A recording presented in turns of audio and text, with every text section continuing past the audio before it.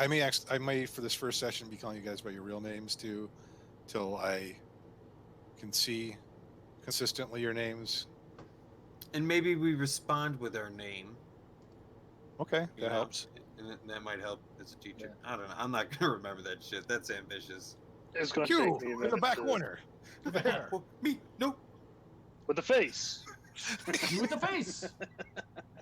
You got to be careful how you identify people in class now. It's like, yep. You sir, them, or whatever your preferred pronoun is. Could you speak to me, please, and answer the question? I guess you just can't come up with terrible nicknames for everybody. Well, in my head, I do. Yeah. No, yeah. I saw something online that I thought was absolutely brilliant. Someone was talking about, there was a student who identified as gender neutral or gender fluid or whatever, and their teacher asked them, do you have like a preferred, form of address? And the student didn't. They didn't have a preferred like honorific, and the teacher was just like, so how do you feel if I call you Captain? And they were like, yeah, A+, Captain. I love it, Captain, or something admirable or something like Captain, that. I Chief, thought it was boss. Yeah. Sport. Don't forget sport. Honcho. I use guys. No, you can't say gender neutrally. But... All right. Anyway, Anywho. let's play D&D. Let's play D&D in space with bounty hunters, because this is Aetherflux Hunters. Coming right at it's you. D&D in space with bounty hunters. I just said that. But in case you forgot, either that we're in space or that there's bounty hunters, we are in space and there are bounty hunters. Also in space. In space. Space bounty hunters, if you cannot will. stress any of these points enough. The Department of Redundancy Department. They have been sacked. Let's start with introducing who is who. We'll start with Josh. All right. And can you introduce your character? Yeah, so my guy, his name is Sesh Dolashara, and let me pull up his character sheet. He's by all intents and purposes, he's a human bard. Yes. And he's very cocky, and he can definitely whip out a tune or two, and put you at ease. Does it sound like a boy band at all? But can you tune a can? A boy band, I don't understand. I play for myself because I like to have all of the pay and women. Right on. Okay, that's good. A little right on. Right on. On my screen, John would be next. I play Abraxas Kilgannon. I am a tiefling artificer. Haven't quite nailed my tone yet, so I'll get there. But likes gadgets, likes gadgetry, uses a cool-looking gun to interface with his gadgets, and otherwise is blue. It's blue. We started describing him the first time. I thought, oh no, he made Nightcrawler. I kind of inadvertently did. So he's got white gloves and only these kinds of hands. Jazz hands. And bamfs everywhere. Nice. At misty steps. All right, Trombone, are you able to introduce yourself and your character? Yes. I'm playing Quiplek Strongjaw. He's a Turtle Grave Domain cleric. He was a hunter and a fisherman in a former life. He's got a bit of moss and barnacles and stuff growing on his shell, but he doesn't smell funny, despite what Sesh might think. Oh, he does. He does Just not. Get close enough, and he smells very disgusting. clean, actually. Smells like the ocean. The ocean, if it were nice, rotted and out of smell. sea for approximately 1 week in the sun, it's disgusting. No. You guys have the Quiplek smells quite nice. Yeah, like sandalwood. Yeah, totally. It's a good smell. He doesn't smell like sandalwood. I do. Oh, Actually, Quiblik probably smells like well-oiled leather. All of his gear he's had for like a while. He's got a pleasant smell. I can dig that. I can dig that. Yeah, but when a turtle smell like sweats, right? And they don't bathe. You got a thing with sweating. Yeah, I know. Right? So, You know, honestly, for someone who travels around with a beast folk, I feel like Sesh is very judgmental. Yeah. well, where'd you get that idea? Because you 'Cause you're looked at judging my him? character and was just like, that guy smells. You do smell. That's speciesist, sir. And I will not stand for it. Doesn't mean I don't like you. All right. Oh, I'm sure we'll be fast friends, lad. Let's go to Rick. Rick, can you introduce your guy and what he is? I'm looks like? Retzau. I'm a Warforged fighter. Don't know much about my history, just little bits and pieces of the past. I do know that I was basically a probe droid sent out to explore planetary systems. There was a big wreck, and most of my information has kind of been lost, or at least compartmentalized in a way that I can't access easily. The little events here and there that kind of spark memories of things in the past, but it's slowly coming back. And I smell like a well-oiled roller coaster. Well, okay. All right. Just Nice. Get around. And so does his Yeah, that's character. But Carney folks. Oh. It's the hands. Small Riddles. hands. Smell like cabbage. Riddle, introduce yourself. And I'm playing as Arnold, the Leonin barbarian. Left his home planet after meeting Sesh in hopes of finding glory out in the greater galaxy by hunting the most dangerous game of all. Wild hogs. Man, people, Bounties. aliens, all kinds of things. Bounties. Flumps. The most dangerous game is Flumps. Always trust one though. I would have said Oh, what They if it say long you darts? always trust. All right. So, I am CT Avis. I'm your dungeon master for this evening, and hopefully for every Wednesday into eternity. That's a heavy load. Let's just see if you guys pass the first level in the first adventure first, because there are no guarantees. So we did have a recorded session called Session 0.5, which was just sort of a session for the players and the DM to kind of get together and talk about things. But we did get some role play at, and that video I think is still available if anybody wants to go back and look at it. But if you don't, let me recap for you.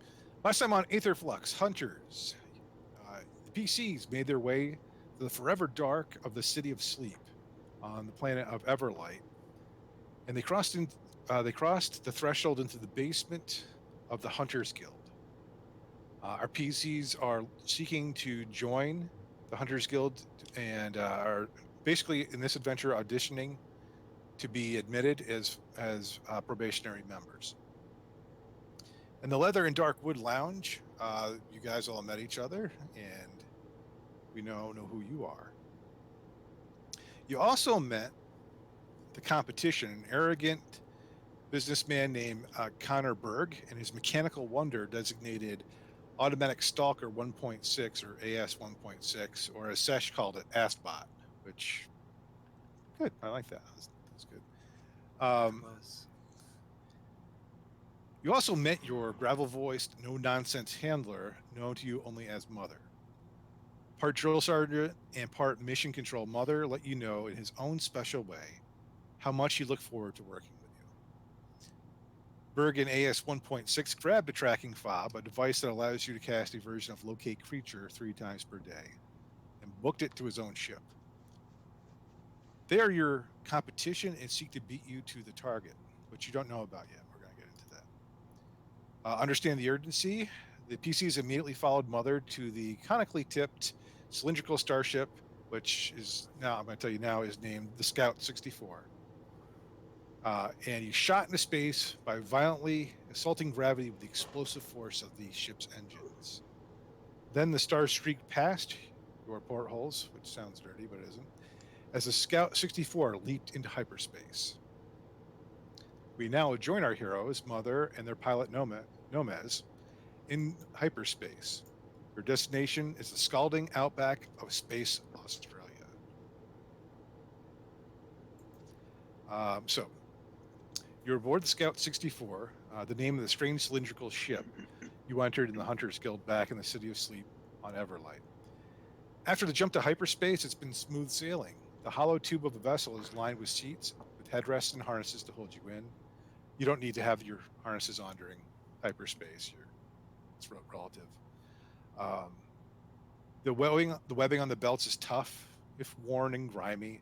The ship overall is spotless inside and seemingly empty of all things besides the helm, the passenger seats, the bars of a cell in the back, and there's a head with toilet, sink, and shower. So the 64 can be used as Scout 64 can be used as a sort of base.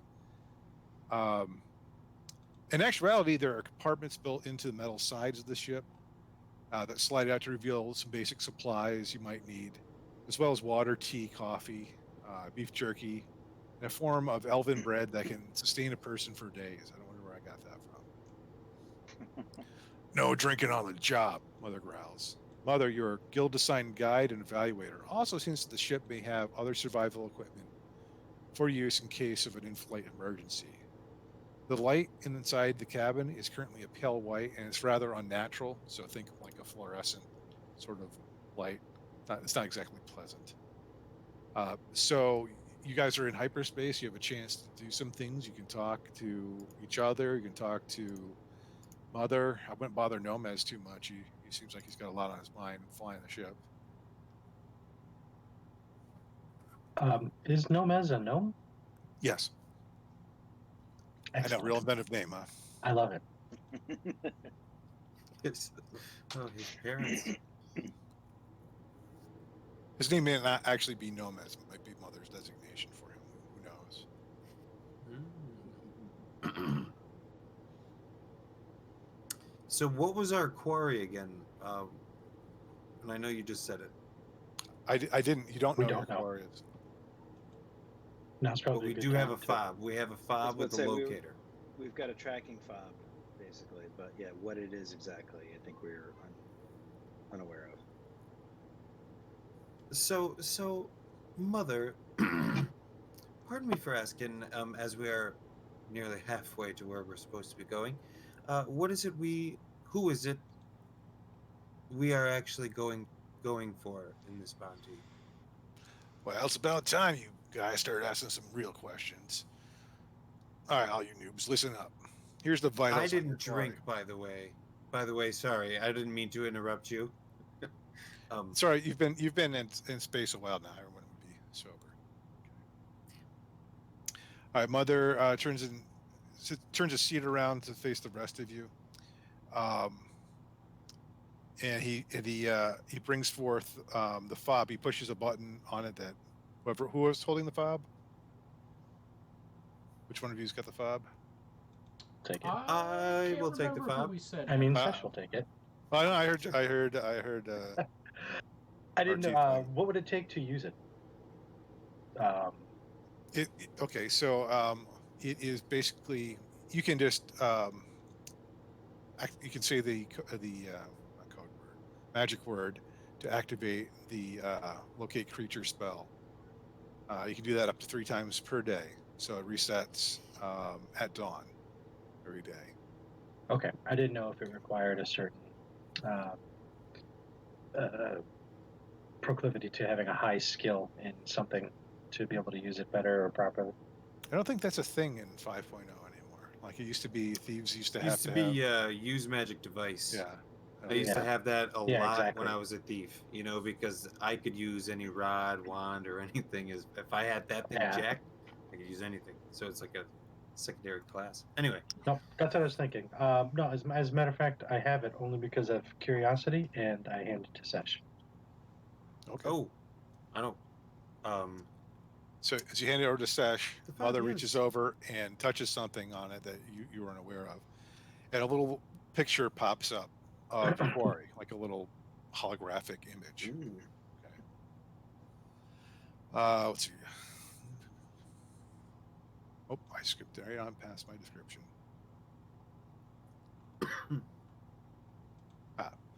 Okay, so there's some text, and there says target wanted alive.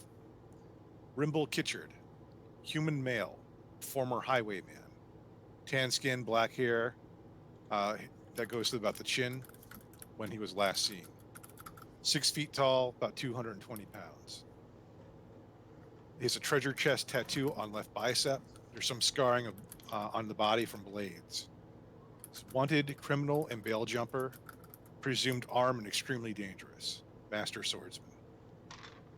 Location, allegedly seen somewhere near an oasis in the outback of Space Australia. Rimble is reported living a hermit's life alone in a domicile. Rimble fled Alliance authorities after the guild posted his bail. So basically, I kind of fill in the gaps here. So Rimble Kitchard, quite successful as a highwayman. Really made a name for himself on some of the backwater planets. But as most criminals do, his luck ran out. He was caught, and the guild posted his bail. Well, that son of a gun, as they do at times, decided he didn't want to pay his bail back or face the trial, so he fled. He's eluded capture for some time now. So he's a bail jumper, he's a wanted criminal. The guild wants their money back, and the Alliance will pay a bounty on him. So, profitable quarry here. This group, if successful, will not only be considered strongly for admission into the guild, but you'll have 100 gold coins to split between you.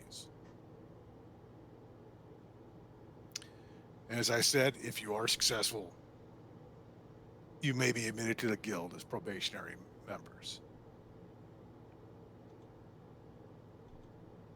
And that's then like the hologram goes back into the puck, and Mother sort of leans back, kind of like he looks like he has something else to say, but he doesn't want to say it yet.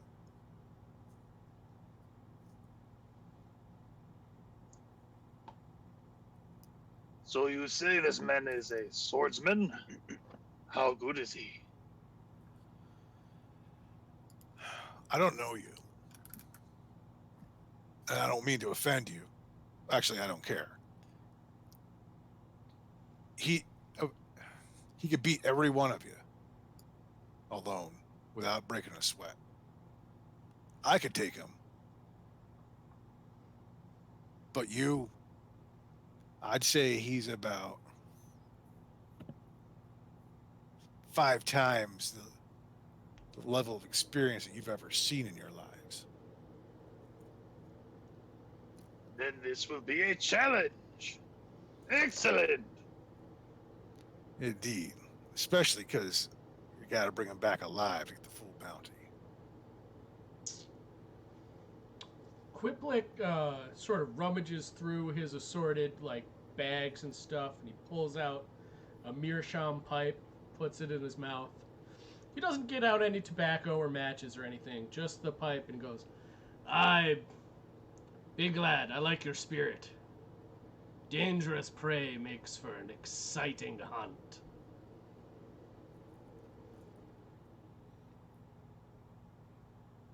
Arnulf, right?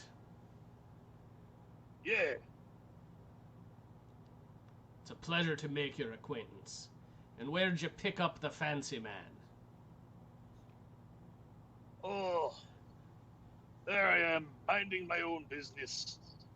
And all of a sudden, he comes down on a runner.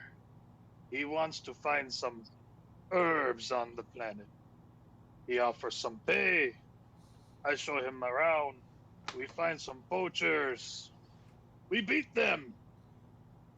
And I think,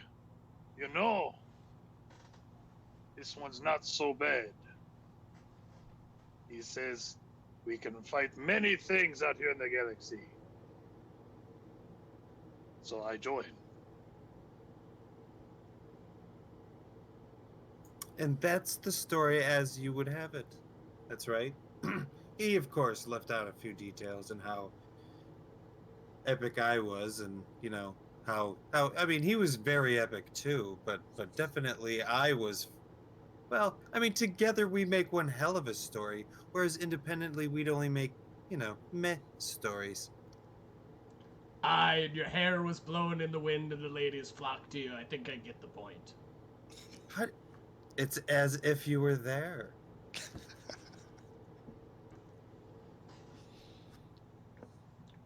Anywho, this so I look back over to Mother.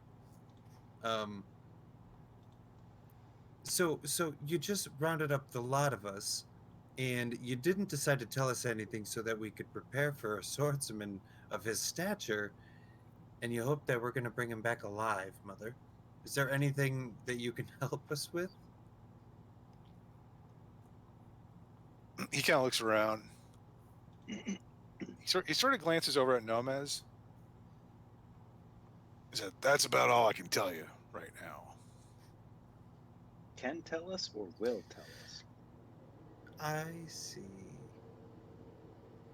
So actually, this is what I do.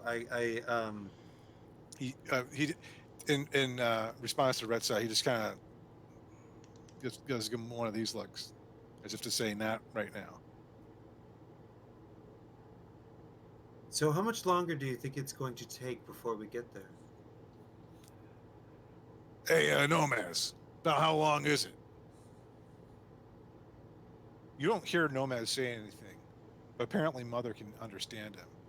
He says, "Oh, we're real close. You might want to strap in." And he turns around. He turns his chair around and he buckles himself back in. I do the same. Real quick, like there, Chief. So there's 5 of us, and there's 1 of him. Sure, he's a swordsman. What is it that we can expect? What kind of defenses or capabilities outside of just him, planet side, can we expect? Oh, the Outback's got plenty of surprises for you. First of all, there's the heat. You'll figure that one out real soon when we land. Second of all, it's a friggin' desert, so good luck with the water situation. I might be able to help you out a little bit with that. Third, you got to figure out where the hell you're going. The tracker can help you out a little bit, but I hope you have some wilderness experience.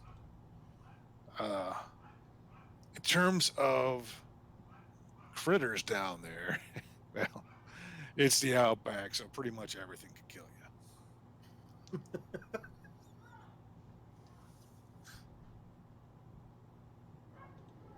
They got some bugs out there like you ain't never seen before.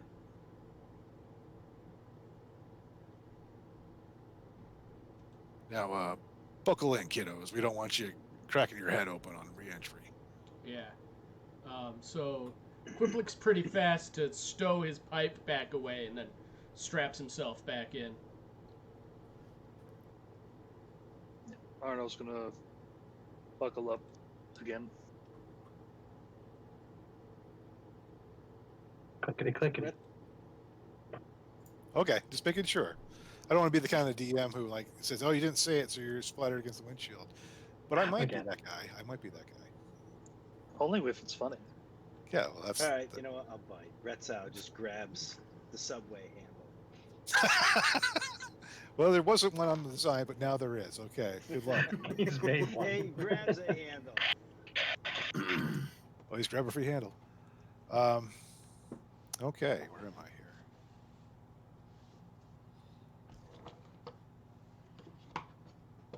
All right, the Scout 64 dumps out of hyperspace. Your stomach lurches as molecular stress wars with the flickering artificial gravity of the ship. Nomaz pulls back on the yoke, but whatever else he does must be through the neural link on his helmet, for even he can't fight the gravitational forces enough to move his hands. For a moment, you catch a glimpse of a large yellow landmass surrounded by blue and green seas. Then Nomez flips off the artificial gravity and noses the Scout 64 into the atmosphere of the planet. Alarmingly, he does not seem too worried about slowing down. All right, Retzel, give me a strength check. Actually, you can use athletics if that's higher. Whoops. Uh-oh. Lost John. There he is. John dropped out. Oh, he's coming back. Okay. Athletics? Yeah. That should probably be a little bit higher for you if you have any points in it. 13. 13. Yeah, you managed just to keep... You're holding on to the bar. You're kind of flapping in the wind a little bit as the gravity's kind of screwing around, but you are managing to hold on. Welcome back. Bam. Funny things happen when you drop out of hyperspace. Sometimes you lose link. I didn't strap in quite enough. Yeah, you got sucked out into space. For a second there, I thought he dimensionally shifted. Not again. All right. Those of you who dare to look out the front windshield see resolution rushing at you as the dots of the surface quickly flow into mountains, forests, lakes, deserts. Oh, so much desert. Suddenly, the nose of the ship comes up, forcing you painfully against your harnesses. Nose and tail trade places, and the back end explodes again as whatever propels this ship fires off in resistance to the planet's gravity.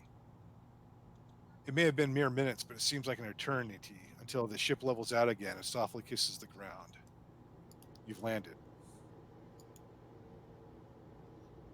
Welcome to space, Australia, Mother says, somehow already out of his harness and kicking open the fold-out door that stairs as well.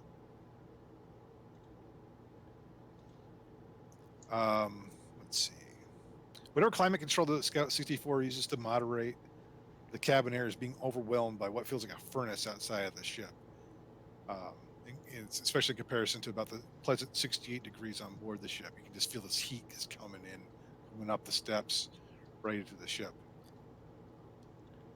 So, Mother, you were saying in regard to the water, you might be able to help us out with that situation somewhat? Yeah. You might want to take these. He pulls out some water skins that are full from another thing you didn't see on the ship. You know, you're getting used to the ship, but it's still got some surprises for you. So he pulls them out of his compartment and he hands you each an extra water skin. And he also gives each of you, except for Retsow, tinted goggles. Excellent. Or if I could... Go ahead. If I could trouble you for one more thing, if you happen to have something in the way of a large, clean bucket, in the event of an emergency, I can create water by magical means, but I need something to put it inside of. Oh, that's a good question. Let me see if I can find something on the ship. He says, accessing his percentile dice. I don't mean to put you out, but the desert climate has me somewhat concerned, as it were. I'll be Actually, right back. Tromba, let's have you do that, all right? Oh, sure. You want me to roll the percentiles? Yeah. No, just make an investigation check. Yeah, sure. Half-assed. Are you just gonna carry a giant bucket of water everywhere? No. The idea is just to carry the empty bucket and only fill it with water if needed. I say out of character and off the table. Yes. Investigation. Yeah. Yes, I have a mighty +1 in that. I roll a 5. Does it look like there's a bucket? You found a sponge. Actually, let's put it this way. There doesn't seem to be a clean bucket. There is a bucket with a mop sticking out of it, and while it is empty, it has not really been properly cleaned, so you probably want to try to use it for potable water. Unfortunate.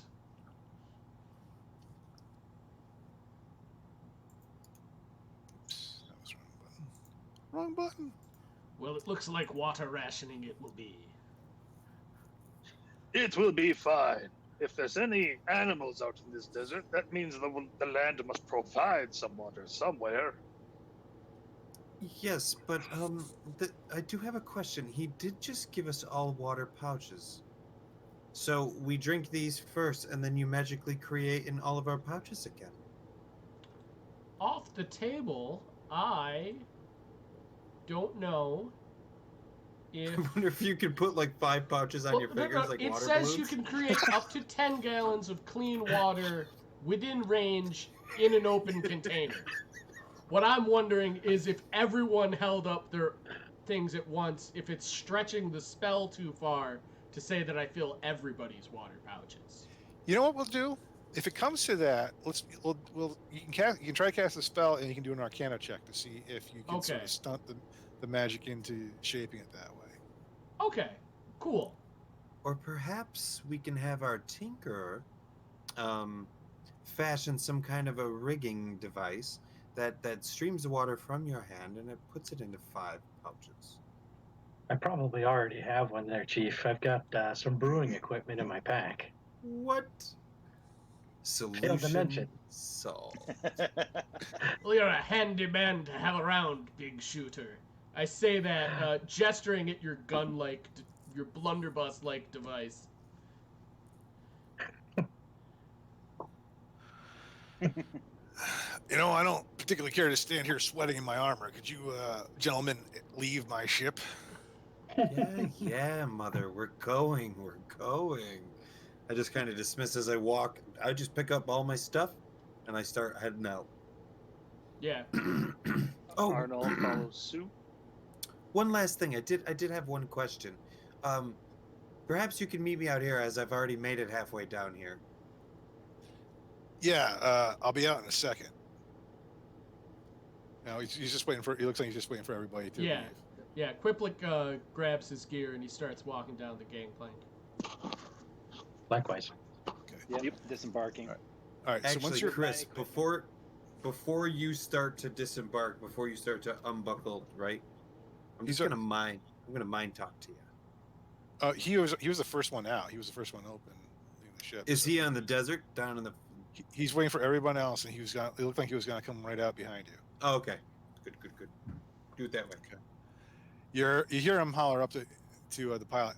Hey, Gomez, take it around the area once. Make sure there aren't any hammer tails or anything, because that might make it a real short trip for these fellas. And Scout 64 lifts off. Well, the door closes and it lifts off, and Gomez, you can see him sort of circle around. All right, listen quick. Your quarry, Rimble, he was a friend of mine. So that's why I'm real keen to get him back alive. But he's nobody to screw with. He really is dangerous. If you don't think you can handle him if it's going bad, there ain't no shame in running, because you might be outmatched.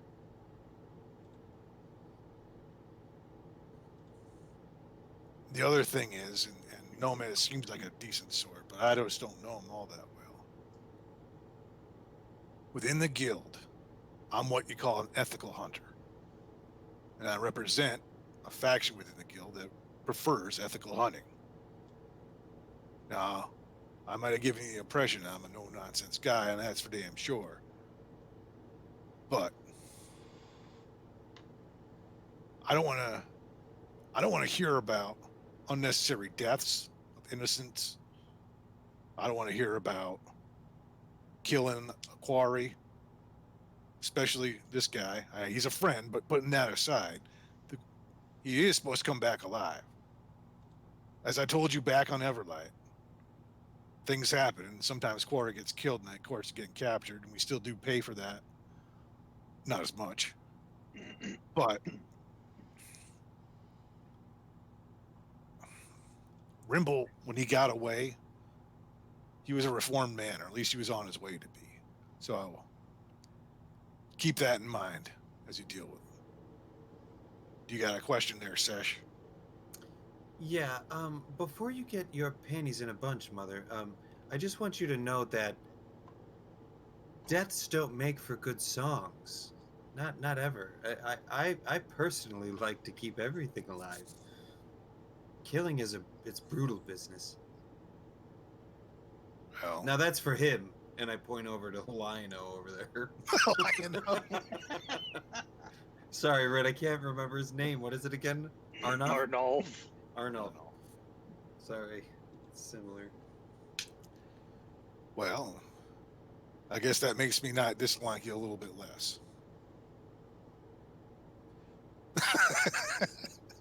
Not dislike you a little bit.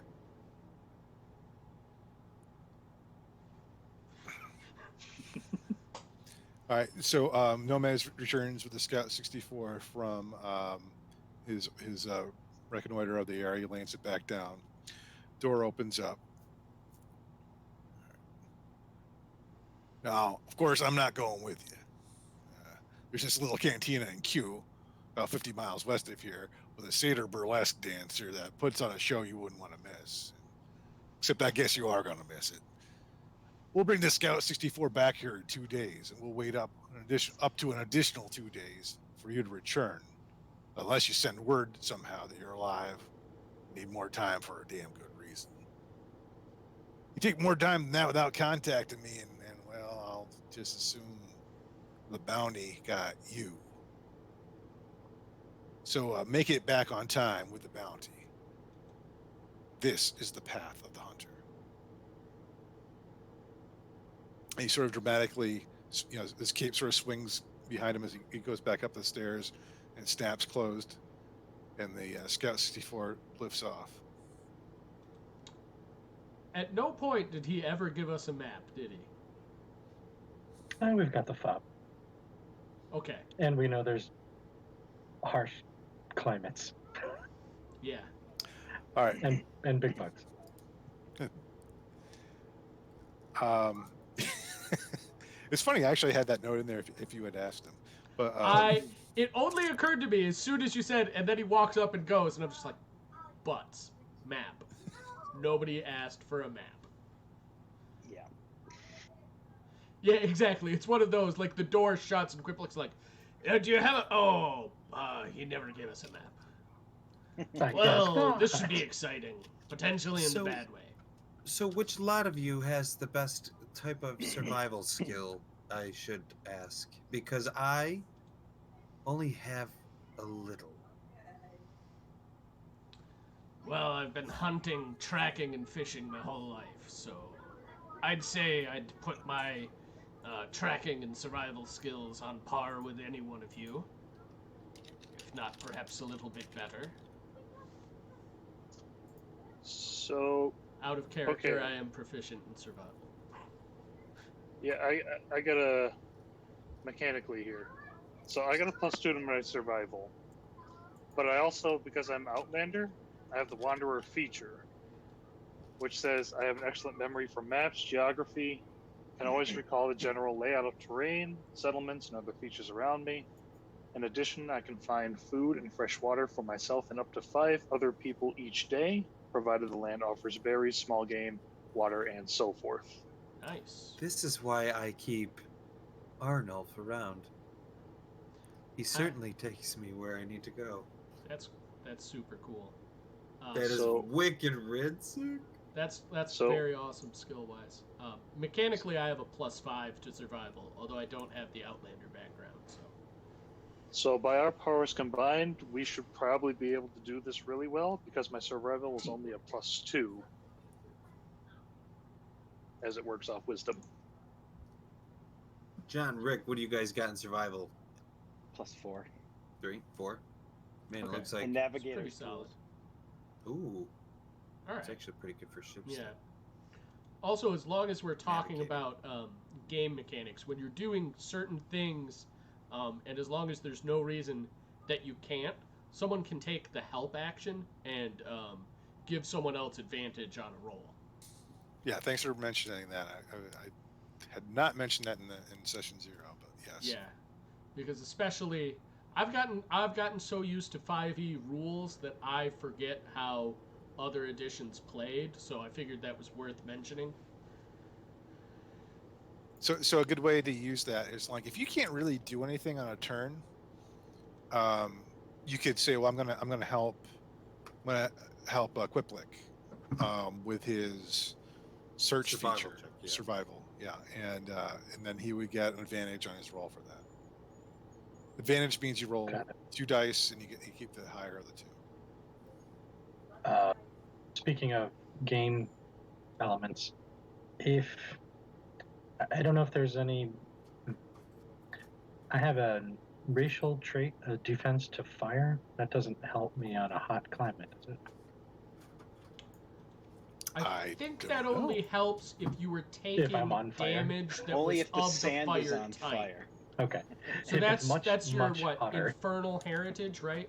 Yeah. I think what it means is that you have resistance to fire damage. So if someone used a fire spell or like whacked you with a torch or something, you would take half damage instead of full damage from anything that's of the fire type. Got it. Yeah. Yeah, I think that's right. I don't see anything in the rules for heat mitigation. Yeah, no, I think heat, depending, would come down to like constitution checks and whether or not we're going to take levels of exhaustion. Okay. At Okay, a guess, so- that's really up to the DM's discretion how Desert No, that Survival's makes gonna sense. go. Yeah. That's the thing. There is going to be a bit of a survival aspect to this, and you could wind up with levels of exhaustion if you kind of screw your checkup. But Warforged, Retzau, I'm not sure this affects you. Does heat affect Warforged? You're certainly not going to have to sweat or lose water. Who's I'm gonna all say about yeah. that sweat? I mean, There's that sweating again. yes. I'm going to say I'm going to I say don't think that yeah, Warforged do. I don't think they suffer climate exhaustion or anything like that. okay, maybe for the heat, he might have a sort of immunity to the heat, but I am going to say because it is a sandy, dusty environment that basically he gets sand in his gears.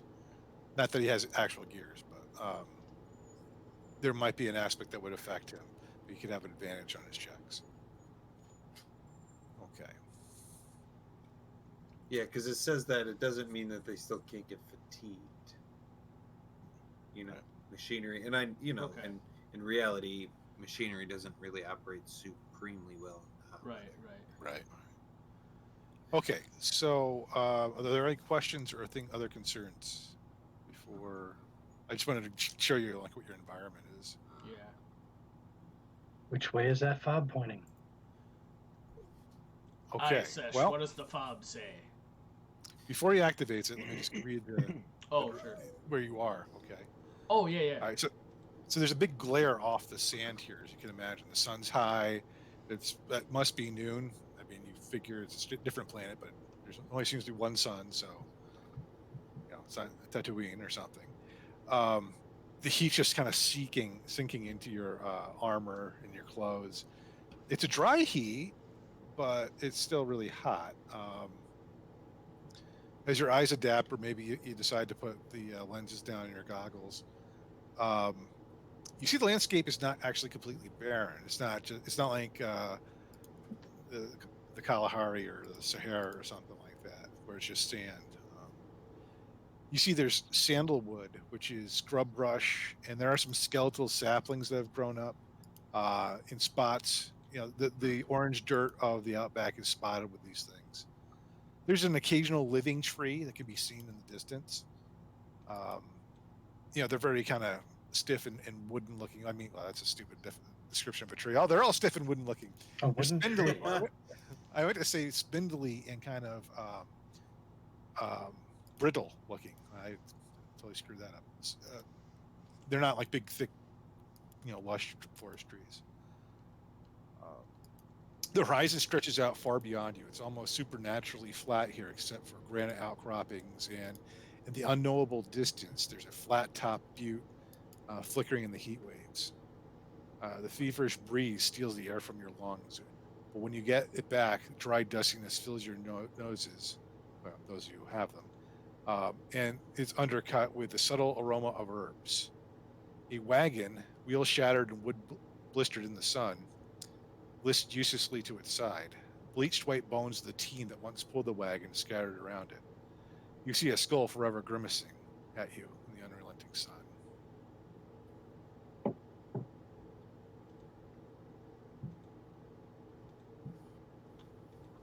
Well, that's quite daunting.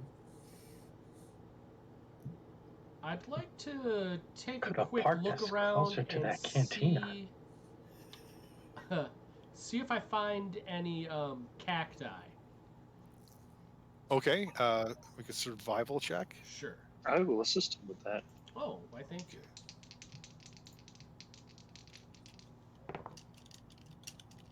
Huh. Would you believe that I've rolled the exact same thing twice? Destiny. Yeah, it was meant to be, I think it's an 11. Let me just double check my stats. My brain doesn't always want to... Yes, that's an 11. Yes, you do see cacti. They're somewhat separated from the sandalwood shrubs and brush. They have, some of them have flowers on them, so apparently that's a good sign, you know, because that probably means there was a rain relatively recently, so there was enough to cause them to bloom. That's why I was looking. I point out the cacti and say, if any of you have a tin cup and a dagger, that's a fast way to get yourself a quick drink before you get into your own water skin. Specifically pointing out to the ones that flowered means there was rain recent like. So they should be flush with water. Plus, depending on the cactus water, it can be quite tasty. Although, maybe double check that it's not the funny, funky kind. We're on a job here. What's your guy's name again, Tramby? It's Quiplik. Quip. You can call him Quip or Q or something for short if that makes it easier for you. I don't Can care. we call him Lick? Out of character. What? Lick. Quick lick. Lick. Lick. Quick lick. Yeah. Listen, Quip, if you don't mind, Quip, if that's okay. It's just much Quip easier is for me. fine. Is there a way to tell which way this rain flows? I mean, meaning the saturation and where it deposits into an oasis. Well, I'm no druid, so I couldn't do it magically, but I've been around a little bit. I could make a guess. Interesting. Because if you don't remember, Mother said that that our quarry's in some kind of an oasis. And I took a note, and it says some kind of an oasis. Oasis in Outback. I will take this moment to remind you were just about to activate the tracking fob before I interrupted you with all the description. So thank you for that. As I imagine myself actually stabbing a cactus or cacti and sucking its juice, I want to use the locator fob to see if this has any pings. Yeah, Quip is also totally... He pulls his tin cup out of his mess kit and he cuts into a cactus a little bit to extract some cactus juice. Oh, being that you did that, I'm going to totally get a cup and drink that shit too. It's cacti juice, bros. So you activated the fob? Yes. Mud in your eye. So that's one use for the day. For the day, and it's noon-ish. Yep. Can you use it 3 times? You use it 3 times, and then it resets after dawn the next day. Okay. So because you were all on this job together, you all get the information that your quarry is in the same direction as the butte that you see in the distance. Cool. And Retsout, you said you have proficiency with like navigator's tools, did you? Am I remembering that correctly? I have a set of navigator's tools. You have a set of navigator's in my tools. inventory. Okay. Do you have a proficiency? Proficiencies in languages. So work with me on this. What that means exactly, I'm not entirely sure. I chose them when I selected the character because I thought they might become beneficial. Right. Wait, is exactly that wait, Rick? Is that located in your proficiencies in languages box? Yes. Then he's Yes, proficient with the Yes, navigator's then that would tools. mean that you're proficient. So under tools, yes, navigator's tools. Yep. Okay. Yep. You're proficient. Okay. In that case, I can brew something out of that cacti water. Just saying. So you should be You could taking try. vials. Fermented cacti. Fermented Try. peyote. We're gonna be What? when this mission is over. We're gonna be back on the ship, getting swifty on fermented Getting cactus cacti, juice. bro.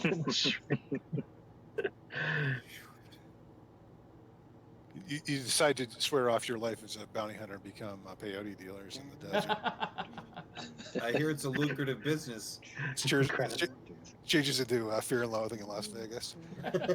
Fear and Loathing in Space Australia. Good night, Borg. All right, so you have a direction. The butte, which I didn't bother to assign a cardinal direction to, but we'll say it is. Hold on.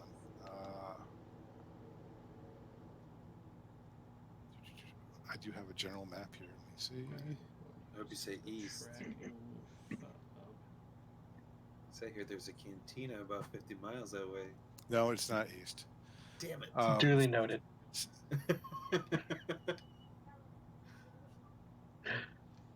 This is the southwest. To the southwest? Okay. Damn. So much further away from that cantina.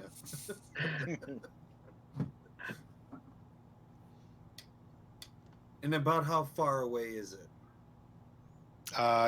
It's really kind of hard to tell because there's a lot of those sort of the mirage-like heat Mirages. waves. You can try to make a survival check if you'd like to. Can I try it's a survival check, okay. Yeah. Do you want to make I a thought it might survival be a check? nature check. It could be a nature check, yeah. Whichever one's higher, I'm flexible that way. Either way, Quip will assist you with that. I will give you the help action, so you have advantage on the roll. All right, I will do a nature check. Rolled a 16. That gives me a 20 plus the advantage. Wow. Well, the advantage So means you roll advantage twice. is another 20. Yep. I guess You take the higher of the two. Okay. Let me roll. You don't add them. You just take the higher of the But two. maybe you get a natty 20. Yeah, we're gonna want to go with the first roll. Okay. The second one's a 6. So that was actually a really good roll. You have a pretty good idea that if you start now and you pace yourselves but move, consistently, you should be able to get to the butte before nightfall. Probably about. Well, you can't really tell what time of year it is, so you don't know the exact time that you would get there. But judging from where the sun is, you figure you probably would get there very late afternoon. When we use the locator, was it pointing in that general direction? Yeah, that's the direction she was taking us. Just Or it making was sure. taking us. Yeah. All right, fools, let's go and touch the butt. The butte? I want to touch the butt. This is a very serious Grimdark campaign. It's very, very super serious game. All right, so Quip downs his cactus juice, and then he goes back and fills it one more time. He goes, "Try and save the water skin as long as I can." Then Give me a Constitution check there, Quip. sure. Oh boy, Yeah. I didn't brew that one. I long for this sort of thing. All right, what's It's taking him down the just evasion quiz. just a con check or a con save? Oh, it doesn't matter. It's the same. I'm not proficient in con saves, so it would be the same modifier no matter what. Ooh. I roll a 7. He's got a vision quest, Avis. Give it to him. You feel a rumbling in your turtle tummy, and you have a desire to find a large bush to. Ooh. I To make turtle stew in. Yeah. I say to Arnulf, not in common, but in Leonin, I'm just going to be a moment. You lads should probably be advised. Maybe don't drink a second cup of this cactus juice. And then I excuse myself. And then I say out loud in common, "I'll just be a moment. I'm gonna make water before we keep moving along. Well, I assume it'll be water. Anyway, I'll be right back." It'd be watery. Let's put it that way. One way or another. And then I try and get as far away as I think I can make it before I explode. All right. I won't make you roll for that. We'll just say you do that to save your dignity. For Sure. The first time out here. Yeah. But you made it 3 feet. Sometimes that desert juice can. Yeah. And BTW. Oh. In the real world, if you diarrhea in the desert, you're in bad zones. Yeah. You're gonna die. Yeah. It's dehydration central. Oh yeah, for real. Yeah. We'll give Cliff like a little bit of a break on that and just have it be this one time. But I wouldn't advise you to drink the juice again unless you have some sort of purify water spell. Yeah. Because it could happen to you again, and then you'd be in trouble with disease. And Quiplik takes some time and he digs a hole and he buries his waste when he's done, trying to leave as little trace as possible. Very good. Both ecological and hiding your tracks. Because you never know who's hunting the hunters. Because remember, you do have competition out here. That is true. And part of your competition is a robot who may not have to slow down the way you guys. Speaking of which, and I'm glad you said that, I would like to investigate to see if there's any tracks of this assbot in the sand. Assbot 3000. Make an investigation check. Are you saying that out loud? Yes. All right, then I'm going to help you. I got a... Okay. I'll take the first roll. I got a 22. Okay. So you are very sure that you see no tracks around this area of other footprints. It's very much... there's the remains of the wheel ruts with that wagon that you saw was probably following long ago. Whatever those ruts are has been worn away. So there's really nothing much here. I mean, you can sort of follow this track for a little while before you could decide to cut off from it to go more directly towards the butte. Are you guys walking already, or are you still staying in the same place? I think we're walking. I mean, as long as Turtle Man's done duking. Yeah. I'd say we'd start walking. Can I do a quick investigation check to see if there's anything of value that we can salvage from the wagon? You can sure try.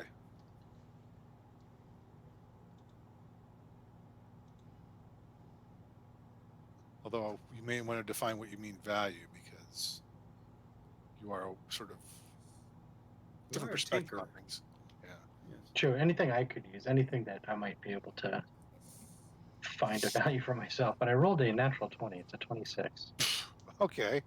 I wish I could tell you there was a hidden package of gems underneath the driver's seat, but it's really just a wrecked wagon.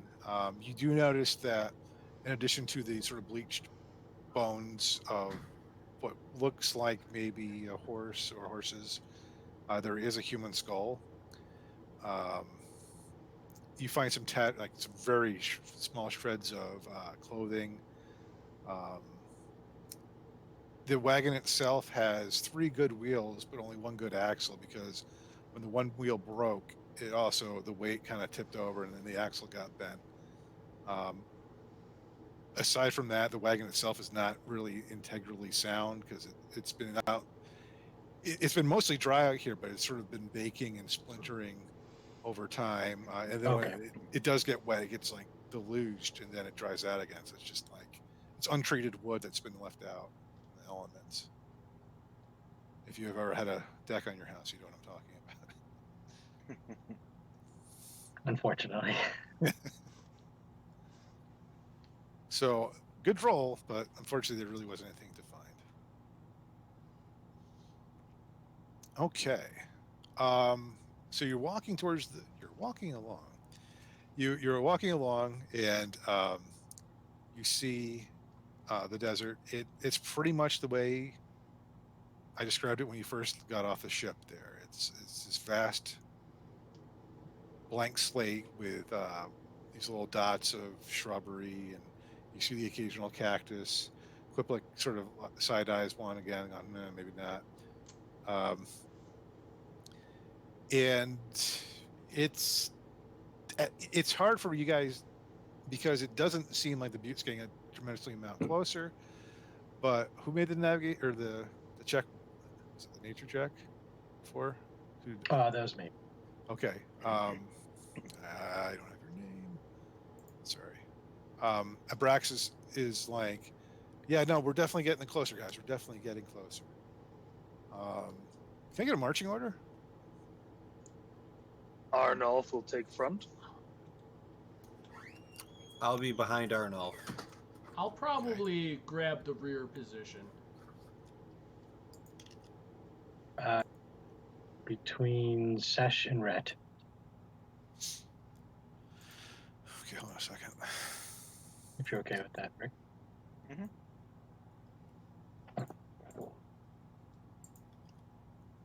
All right. Quiplex at the back.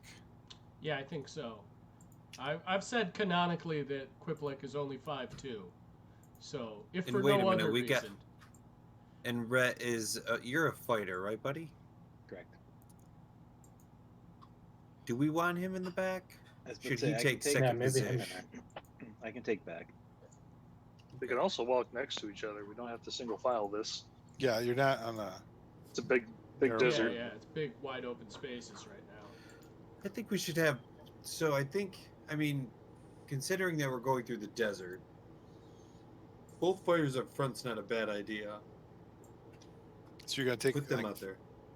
all right, so I'm gonna put Reds out and Arnoff walking side by side. Sesh is behind Arnoff. Yep. Abraxas, where are you? Right behind Rhett.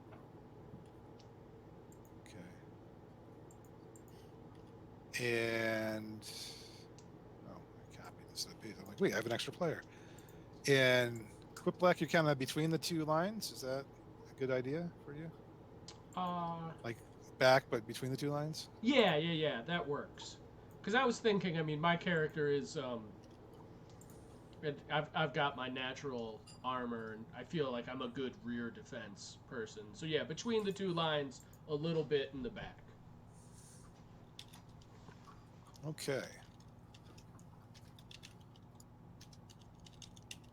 Give me a perception check. Perception.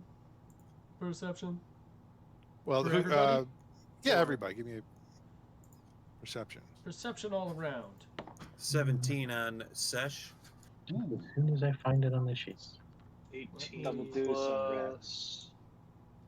Mine's a 17 Dirty 20. on the die, so mine is also a dirty 20. Okay. The space. What? You guys are very observant. Beasts! All right. I think. Did anybody roll lower than like 15 or actually 12? 16. Okay. You all kind of see these things moving towards you. They are on 4 legs. As they scuttle closer, their legs look more like scythes, and they have this sort of large head with these sort of curved tusks coming out. There's little hairs going off, and they have a spine going down the middle of their backs. They have a mouth that opens, showing these sort of razor-sharp, needle-like teeth. Roll for initiative. Yeah. Oh, wow. Very much less good. 4. Ooh. 10. I got a 10. 18. I'm typing this into the chat, too. 22. I got a Yeah, if you guys can 17. type it into the Oh. chat, that's a big help. Will do. Fuck do I do that? Harnoff 4. Oh no, Harnoff sleeping on the job. Oh, no. Oh, wait. I typed in the wrong spot. Can I delete that message? I can. I put it in the Discord, not in the chat. Here we go. Try again. There it is. I had a 17. So, Roll a 2 on the die. robot reflexes. Oof. Okay, what is your 22. What is your dex bonus? Quick. I have a dex bonus of 0. Okay. All right. So I'm going to take a moment here to set this up. So this would be a great time for us to go into a break. Oh, cool. Plus that coffee I'm drinking just I kind of will. caught up with Oh, me. yes. Much like beer, coffee is not bought, only rented. Yeah. I'll switch us over to the intermission screen. We don't have music for the intermission this time because I'm afraid to mess around with the audio. But it'll just put a screen up. So I'm going to switch to I that was now. just humming that. Okay, in I my will be mind. right back. Take guys. a bio break. Get a snack. Just not at the same time. Did our screen shift around a little bit? I think somebody moved. Discord? Yeah. I think so, Rid. I was No, wondering how that organized it. Oh. Calvin says you should mute the audio. Mute the audio. Going.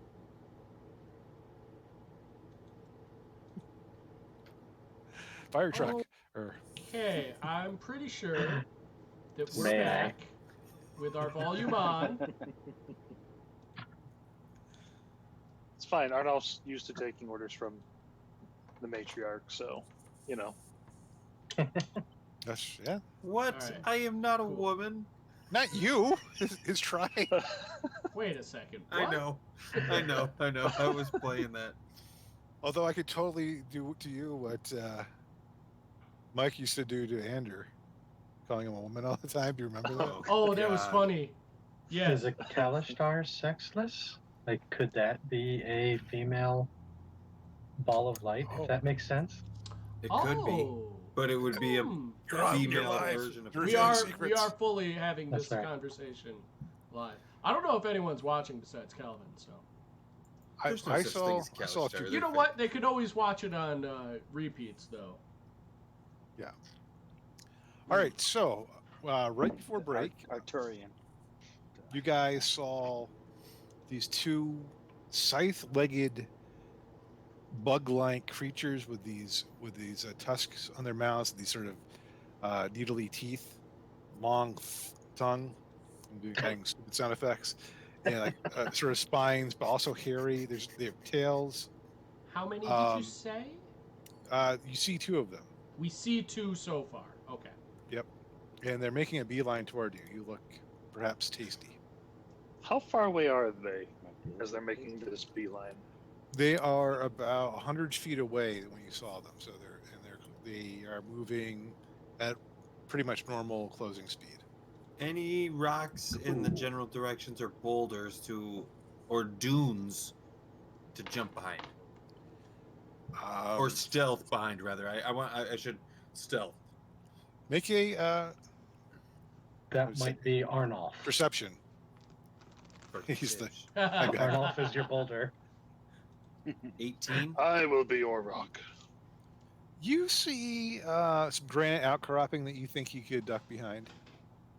I'd like to do that stealthily. Okay, stealth check. Yeah.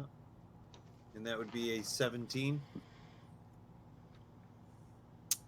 Yeah, would it? It Where's would. my die roller? Roll. You think you're hidden? Cool. Okay. So initiative order. That was sort of, I shouldn't have let you do that out of order, but okay. I don't have to. That could be part of my turn. No, that's fine. Retsow, you're up first. They started 100 feet away. They have closed within 70. You have a regular movement speed of 30, I believe, as Warforged, 30 feet. Yeah. So you could get within 40 feet of them, or you could forego an attack action and basically take a double move and be within 10 feet of them. That doesn't really do you any good unless you've got a weapon with reach. Wait, you do, don't you? If you've got a ranged weapon, halberd? you might be able to attack from. I don't know No, what I've your got a short loadout sword. is. Oh, okay. Arnold has but you, halberd. oh, In the javelins, right? Yes. Oh. Any missile weapons there, Red Sound? Negative. I'd Alright, imagine that he probably just didn't add those in, Chris. But he's a fighter. I'd imagine because I have even a I martial feel like weapon, having like a bow. javelins or darts or some kind of ranged weapon is usually an option. You can build your starting equipment without any ranged weapons, but Did you take worth starting equipment double-checking. in character creation? Because I mean, if it's an oversight, then that's fine. You could just say you have a longbow or Well, something. we could say that he's got javelins because Rid's got the stats for it. Okay. I mean, it's not hard to add to your. I mean, to I your- have. It looks like I have a longbow in my inventory here. Oh, maybe you Yeah. just didn't click the However, box just have to to add it. equip it. Not Yeah. not equipped. Yeah, go ahead and equip it. You can Just click the box then. That's all you need to do. and I think the rule that we've been playing with is you can, if your hands are free, you can draw a weapon as a free action. Mhm. If your hands are already, like, let's say you're in a situation where you had your bow out, or bow gun as they are in this, Right. and you needed to go to your sword, it would be a whole action to put that away and take out the sword, or you can just choose to drop the bow I gun was and gonna draw say, your just sword. drop it. And... That's what we've been playing with in Aetherflux. So, but yeah, if you want to take a shot, then you may do so. Okay. Roll your d20.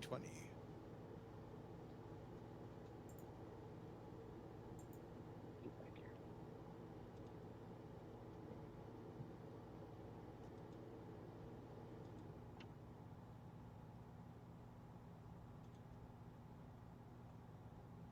$18. 18. That's a hit. We're gonna go thunk. It finds a soft spot because it looks like these things have a bit of chitinous armor on them, or scales or something. It's hard to tell, but your arrow finds its mark. So roll for damage.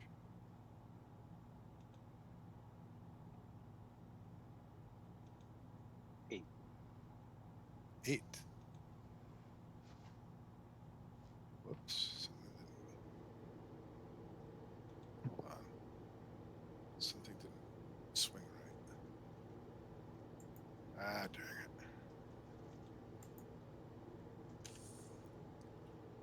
it. Okay.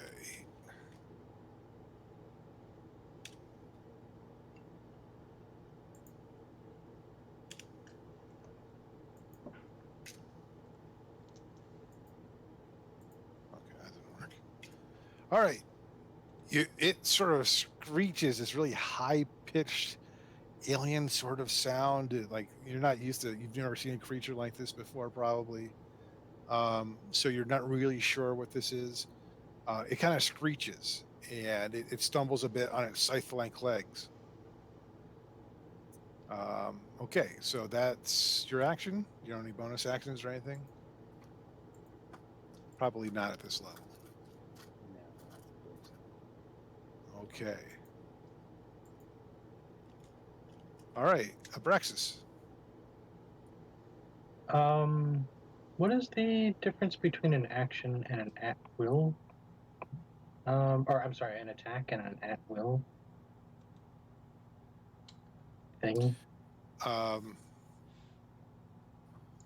That pretty much, I believe that means you can do it. I think Let me at take- will is mostly take a for look. spells, right? Yeah, Those at are will spells. Yeah, is if I like look at my cantrips are at will. You can do them Yes. a bajillion times a day, and it doesn't drain any of your resources. But You're they're not using typically- up spell slots. But they have Right. a casting time still. Exactly. So they'll yeah. still be an action or a bonus action. I see to it now. cast. Under time, it says one Yes. action. Okay, got Yeah, it. yeah. The at Got will it. part Thank you. just means you're not using spell slots to use them. Okay, that makes You sense. can do it a bajillion times, yeah. Yeah, yeah. If they appear to be in range, which would be 60 feet, do they appear to be about that or no? Well, not currently, but you could move towards You them. could move yourself, because I think Chris said they Yeah, were about 70 feet from Okay. us. They're about 70 feet away from you, so if you need to be... I moved just enough to be able to get within range, pull out my gadget, and fire a ray of frost.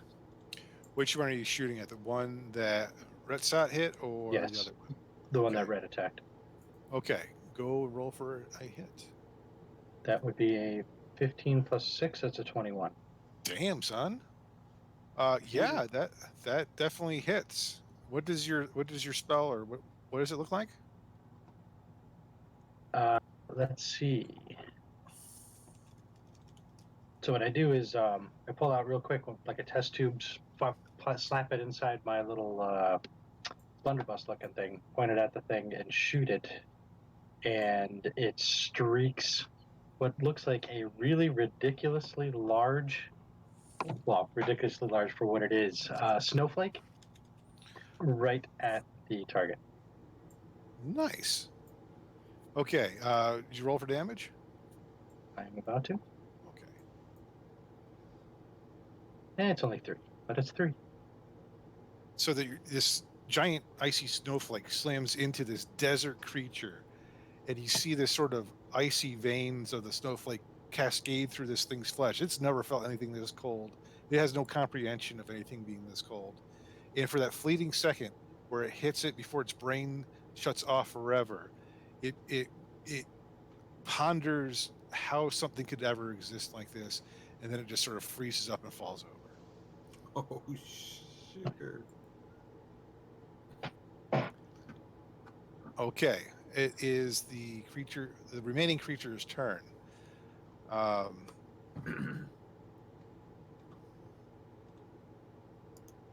It stops where it is, and suddenly you see that its legs go furiously like this, and it goes into the ground.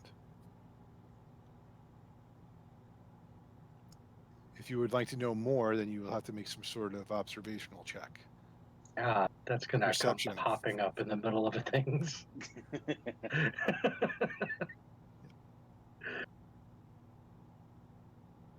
We're gonna get Starship Troopered. And nothing else seems to happen. So Okay. are we effectively out of combat? Are we still in initiative order? Okay. You're still in initiative order. I didn't say Okay. Yeah. All right, so who's next? Let's see who's next. Yeah. Is Quiplik. Quiplik's gonna use like about 10 feet of his movement and walk forward, and he's sort of scanning around.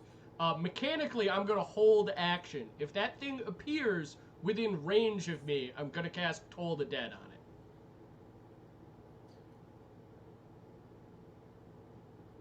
You move forward 10 feet. Yeah. Okay. Red's out. You moved forward 30 feet, or no? I don't remember how far forward you moved. Yeah, I went. It was 100 feet, then I moved 30, bringing it into 70 feet. But it had close. Like it had moved 30, so it was within 40 feet of you. Okay, so it was 70 that I moved. I think I moved 30. Okay. All right. So I'm going to say held action. So I'm kind of away from everybody. Sesh, Yes.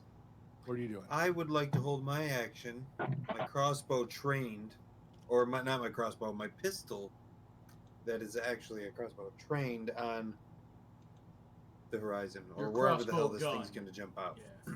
Yep. So I'm holding action for when it pops out, I'm going to shoot the thing. Okay, Arnulf. You said that there was a possibility as some kind of observational check to see what Yeah. it's doing. You can make a perception check to see if you can figure out where it is. I mean, it's I'm obviously underground, not in the sky or something, but where it is underground. I'm going to attempt that. And probably didn't do great. Let's see. That is 6 plus 2, 8. You're kind of confused as to this thing's behavior. You're trying to run through your beastly memory banks, and you're trying to think, have I ever seen anything like this?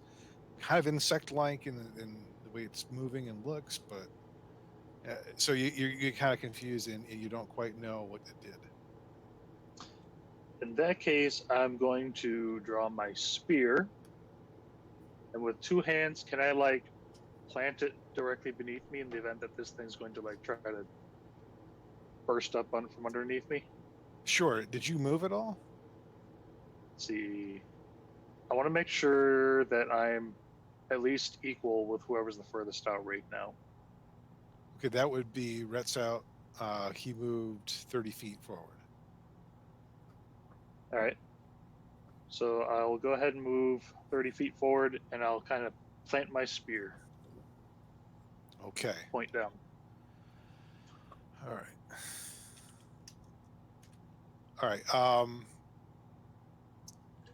As you move closer to where the creature went into the earth, tunneled into the earth, you can hear rumbling and sort of dirt and rock being overcome. But as you are looking around, it does pop up, and where does it land?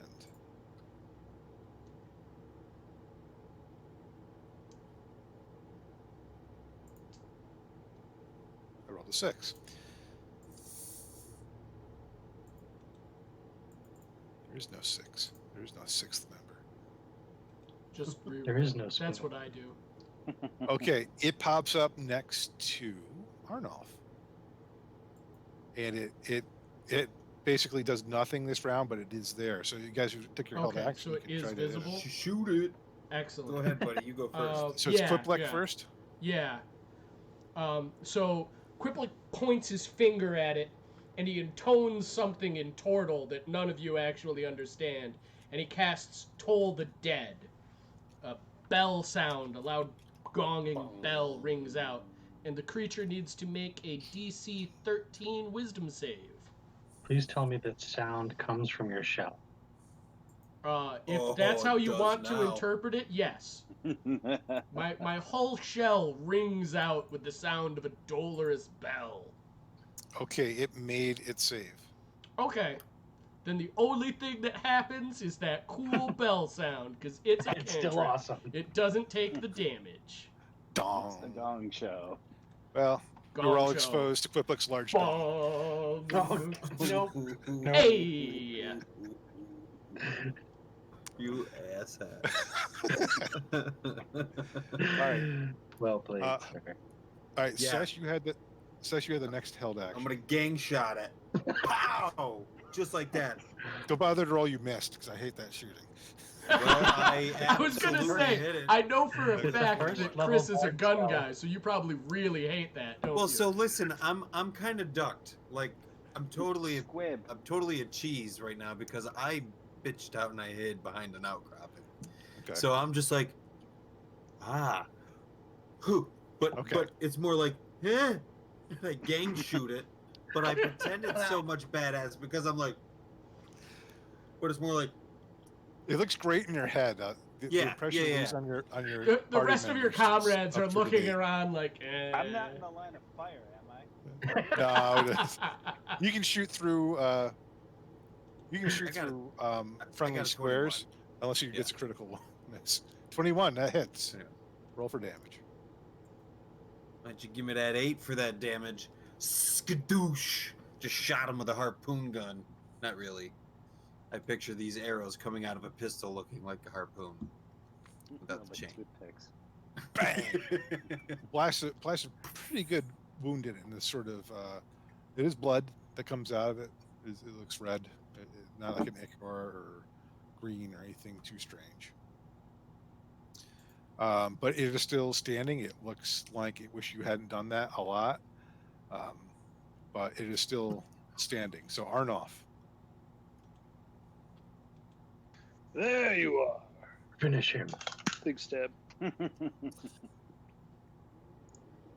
That is. There it is. 16.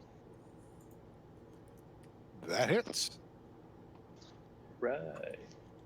See, instead I'm using the spear with two hands, so that's a D8. Gig 'em. That Like is Baldwin in the Edge. 6 total. 6 total. How do you want to do this? Let's see. Oh, let me think back up. Oop, my dark. There we go.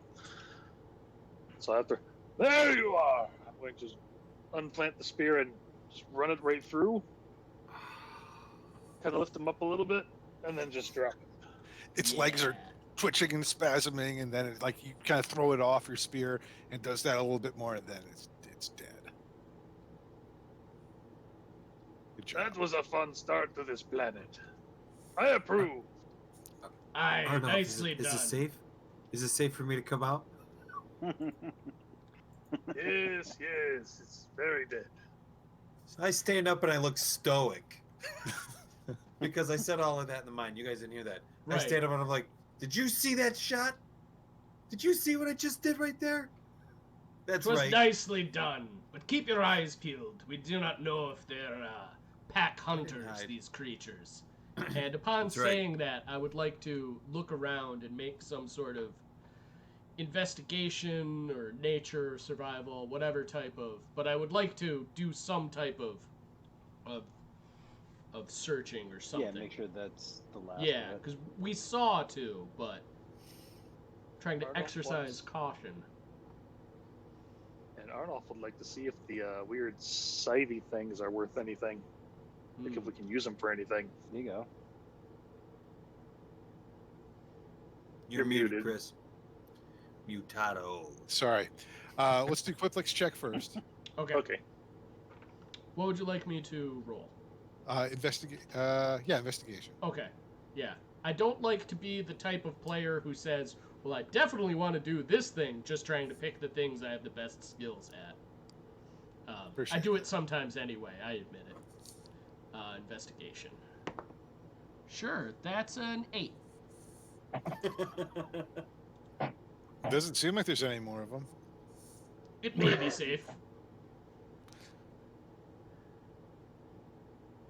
Okay, so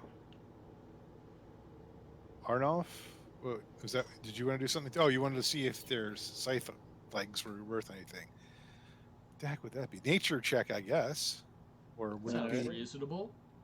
I need to have a character sheet up so I can look at the skills more easily. Let's see. If it's nature, it's an 11.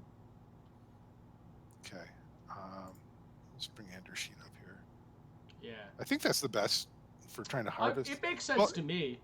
What do you do, Trombley, when your druid there makes when he's cleaning out, like he's decked out and Yeah. I think to judge something, nature or survival make the most sense to me. Usually when it comes to the actual like harvesting of parts, that's almost always a survival check. all right. So Red, whichever's higher, nature or survival, to make the determination. All right, so that'd be survival, and that makes it a 14. Okay. Now I have to determine whether that's true or not. Whether that's true. Ah, yes. The DM decisions. They look like they'd be awfully tricky to take off, and then if they were, their usefulness is questionable. I mean, they might make a fine trophy. Maybe a smith, if you brought it to a town, could do something with them. But they also kind of look like the kind of body part that once the creature is dead, it may lose some strength because it doesn't have blood flow and that sort of thing. I'll ignore it then. Okay, so anybody else doing anything? Just announcing that I'm not a fan of these giant ass sand fleas. Second that. I have a feeling that these creatures are just the start of our trouble. Okay, so the sun is getting lower. You are getting closer to the butte that the tracking puck pushed you, or it suggested you go. Are you continuing on? You said it's getting darker? Like, It's not. I mean, the sun is getting lower. I would say like if it was summer, it's about 3 or 4 okay, in the afternoon. because I was We going to still have a suggest fair amount because of sunlight. yeah, I was going to say if it's darker, we have another charge to use, and being that we're closer, we could see if it pinpoints a little bit better.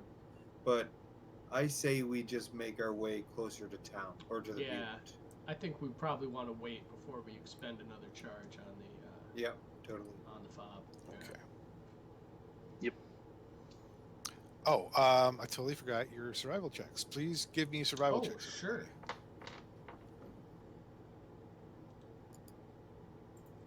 Oof.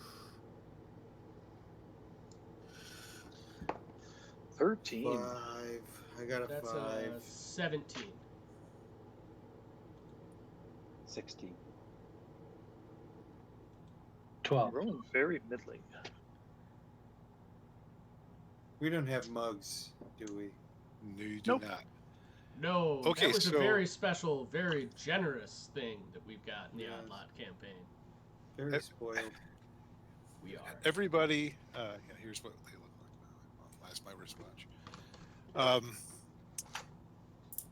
Everybody except for Sesh is doing a pretty good job remembering to hydrate, to pace themselves. Sesh apparently, though, he got a little wound up. He was hopping around all excited after his wonderful shot on the creature. Dude, I shot that thing. Yeah, and like you're talking about it so much, you're like so hyped up about it. You're kind of like not paying attention to what you should be, which is your hydration. So you're not going to take a level of exhaustion right now, but if you fail another one, you will. Okay. I can trust you to track that, right? Yeah. Now, just as a question, how the hell do I track that on D&D Beyond? How do we track? I don't think there is. I don't think there's anything it tracks actual specifically for that. no, there is actually. There's a spot where where it you can shows write you- notes. No, it's right underneath your hit points where it says defenses and conditions. I can click on conditions, and now I have Yeah, and add access one. to all of those. Yeah.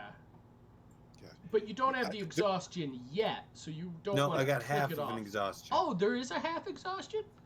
Nope. No. There's a line next to the one, but it doesn't look like anything. No, it just means minus it. Okay. Anyway, Okay. I will note that, Chris. You'll just yes. have to make a note. Okay. I'll make a note too. Just You can track exhaustion, though, for sure. that's And good, though, all that you sorts of pointed that other out. conditions. Yeah. we found a neat thing. For a bunch D&D of Beyond other is really cool. conditions. D&D Beyond Yeah, there's a lot of is stuff super there. cool. Not a paid advertisement. We just like it. All right, so you guys are continuing on towards the butte. From what Abraxas remembers from... Wait, who used it? No, it was Session used the puck, right? Or, That's right. Oh, yes. Yep. it seems like you should go either around or over the butte towards your quarry. It doesn't seem like your quarry is in or on the butte itself, but it might help to climb it. You could try to track around it. In terms of time, you would estimate going around it would take a little bit longer. It Are might we be talking slightly easier. Devil's Tower? Like Devil's Tower type view? Like that big? Not quite that big. Okay. But you did see it at a distance, so it's not tiny. Okay. It's maybe more wide than it is tall. All right. Are there any obvious entrances into or through it? You could make a perception check. Would that be? I can't remember. It's perception or investigation. Trying to proceed. If it's investigation, I'd like to help him with that. Let's go with investigation. If That's a good one to Abraxas pick. is announcing his intention of what he wants to do, because Sesh is helping him, Quiplik wants to cast guidance on you. So he lays a hand on your shoulder and go, "May the spirits guide you, lad." For the next minute, you can add a D4 to any ability check roll. Which And is add now. the result of that, add the D4's result into your roll. So yeah, you got 2d20 rolls, and with one of those, and it's probably your first one, you've got a d4 added to it. Okay, let's see. Or no, yeah, because it would be, because it's advantage. Doesn't he get the d4 added to whichever's highest? Yeah, whichever one's Yes. higher, add the d4 roll to that. That's right. I will say I appreciate the advantage. Good. Because the second roll is much better. First roll is a 1. Second roll is Stop on a whammy. 16 plus a 6, which is 22, and I'm going to go ahead and add that d4. We're looking at a 26. Okay. That's a impressive result. So you do see a pathway cut through through the butte that would make your progress a lot easier than trying to sort of scale it or rough hike it. There are animal tracks. You can't really tell what kind of animal that go off to the left and the right. There are also animal tracks on the trail itself. But it would take a separate roll to see if you knew what kind of animal it was. But yeah, you definitely see a pathway going through the butte, and sort of. Let me rephrase that. The trail going up the butte through the, however, it's going up the hill here, basically. Looks like it has been expanded upon, so it's not just an animal trail. It's also possibly part of a human's passageway, as opposed to some way. yeah, as opposed to the other trails on the ground around the butte. Those seem to be mostly just animal movements.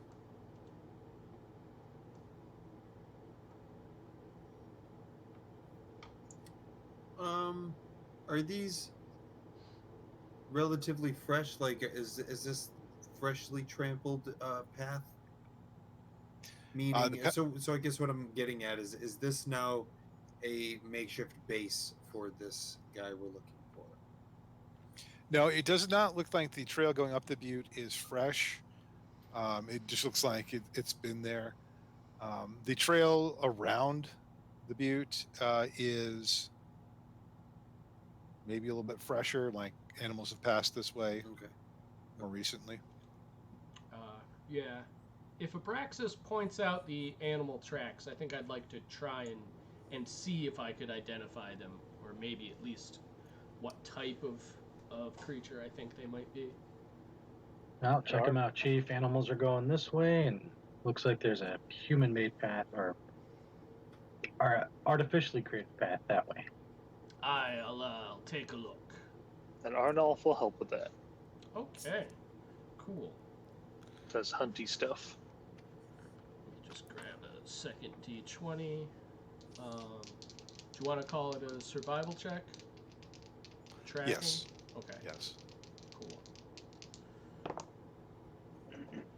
All right. Man, I wish I was rolling like good. I'm not rolling bad. It's a 14, but I could be rolling better. You definitely can tell some of the tracks anyway look like points in the ground, maybe from the creatures you just fought. Okay. Some of their kind have passed that way, going along the ground of the butte. Or as far as what's been going up the hill, you can't quite tell what that is. Okay. It's a little harder surface, so it's a little harder Sure. to figure out what it would be. Well, it looks like some of our spike-footed friends have come this way. I can see their footprints in the sand where things are softer. But going up the hill, it's a bit hard to tell, hard to determine. Could be anything, really.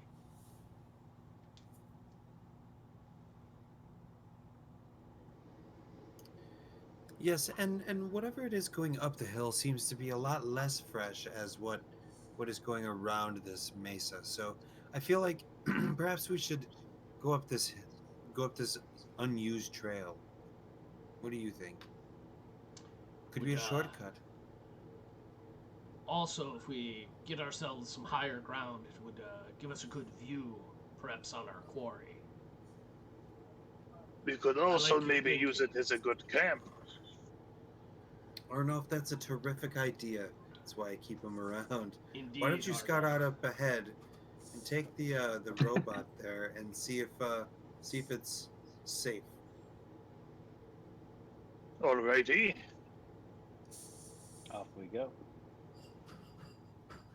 How are you going? Let's keep this a little quiet, just in case someone is there. Stealth checks. Stealth check. Very middling today. Holy cow. I share that feeling. I feel like 13. my dice rolls haven't been exceptional. 14 for me. Okay, you guys are doing your best. Best a giant lion person and a metallic man can do, which is not great, but you're doing all right. Just describe the Wizard of Oz. Right? Sesh will be our Dorothy. No, that's right. You watch your tongue, you be my Toto, B. Ain't no Dorothy. Rats out's the Tin Man. Obviously, Arnulf is the lion. We're just gonna say Sesh is Dorothy. Bro, I'm the Wizard of fucking Oz, okay? I'm the guy making shit happen. Recognize. Actually, if anything, I would say the Wizard of Oz is probably an artificer, so I would say that Abraxas has the best Yeah, bro, chance he's of so being a the bard. wizard. He's a bard. He's a snake salesman. He does have a little bit of a snake oil salesman in him. Anyway, that's a Anywho. digression.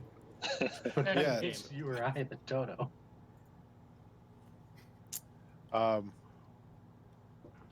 Okay, as you go up the hill here, you are not seeing any signs. Well, let me put it this way: you're not seeing anything dangerous. There might be a little tiny lizard you see scurrying under a rock, or a snake that doesn't have any interest in you. Nothing like huge and going to attack you. The little creatures will scatter as you go up. Are you going to follow the trail all the way up? Yeah, I'd say probably. The rest of you following, or are you standing waiting for these guys to give you the all clear? So Arnold, what's it like up there? Oh yeah, with the mind link. Just a bunch of little lizards and snakes and such. So I'm just gonna kind of look off distant, like I'm gonna look in the direction that they took off, and then I'm gonna look back at the rest and be like, "It's okay to go. Let's go." And then we start going. Do you start going, everyone? Yeah. Do you believe him? I do. If Sesh starts going, I think that's good enough for a quip. What do you say, Abraxas? Let's I shake agree. a I'm leg. just gonna make sure that he's going first. Yeah. Stealth check on my end. Okay, give me a stealth check. Sure. You know that's right. I think While you're we'll all go Doing that, stealthily. can I, just give right? you a quick Yeah. minute to step away. Sure. Dirty 20. Not bad. You are What is you are sleep? so- Them rolls. This character has a- silence. You are the darkness. You are You stealth are the itself. night. Dude, I am just. Oh, I bounced out. Let's try that again. 9. Nine? You are not silence. You are not stealth. It's all Quick the stealth thing we rolls got are a Michelle. flat roll. I have no bonus. You like pots and pans bang off your shell. You He's totally singing. forgot to Yeah, Throw you- the man yeah, down. my- I say, throw the man down. Quick! Way, blow the man down. Oh, no, not now? Oh, all right. It's still ringing Fire. from the Toll the Dead or from earlier. Yeah, I'm drumming on my shell a little. Oh, never. I'm sorry. I rolled a 12 if I needed to roll. You are not sure if you are stealth or the night or any of those things, but you're doing your best. Behind the turtle. I don't think it matters. Yeah, pretty much. It's Quick In still comparison, singing you're- softly to himself. in comparison, you're a librarian in a library. Shh, God. Shh. What? It's a good song. Okay. For whatever reason, either you were actually stealthy enough, or there really isn't anything around to endanger you or investigate you. I'm imagining the big bad off in the distance looking down, going, "Oh my!" Yeah. No, just picture it. We're in the desert. I'm singing a sea shanty. What is? Well, it probably was a sea at one time. Hmm. But okay, so you guys, you get up about halfway. If you let to try to continue with stealth, you should make other checks. Otherwise, you can just stomp on up to the top. I will stealth. Hot diggity, dude. I got like a rolling 23. dice. I'll try to I'm stealth. taking everybody's good dice. Hey, Is that roll for Arnolf and Yeah, you guys didn't Red make it all the soap? way up yet. So yeah, please. Okay. Hey, this is better. Still pretty middling on the die, but Another stealth 15 check. total. Yeah. Yep. 15 total for me as well. Can you guys put them in the chat just so I can? Sure. Yes. Yeah. I would like the record to reflect that I rolled even worse. I rolled a 2 this time. Oh, Quiplik Not much switches better. songs and sings slightly louder. how much of that cacti A drop juice of did you Nelson's have? blood wouldn't do us any harm. Right, you said not to sing. My mistake. Oh, lives in that pineapple under the sea. All right. Okay. Well, you get to the top of this rocky hill, and you can look down on the scene below you. And since I just moved my damn page, I gotta find it. Dying over here.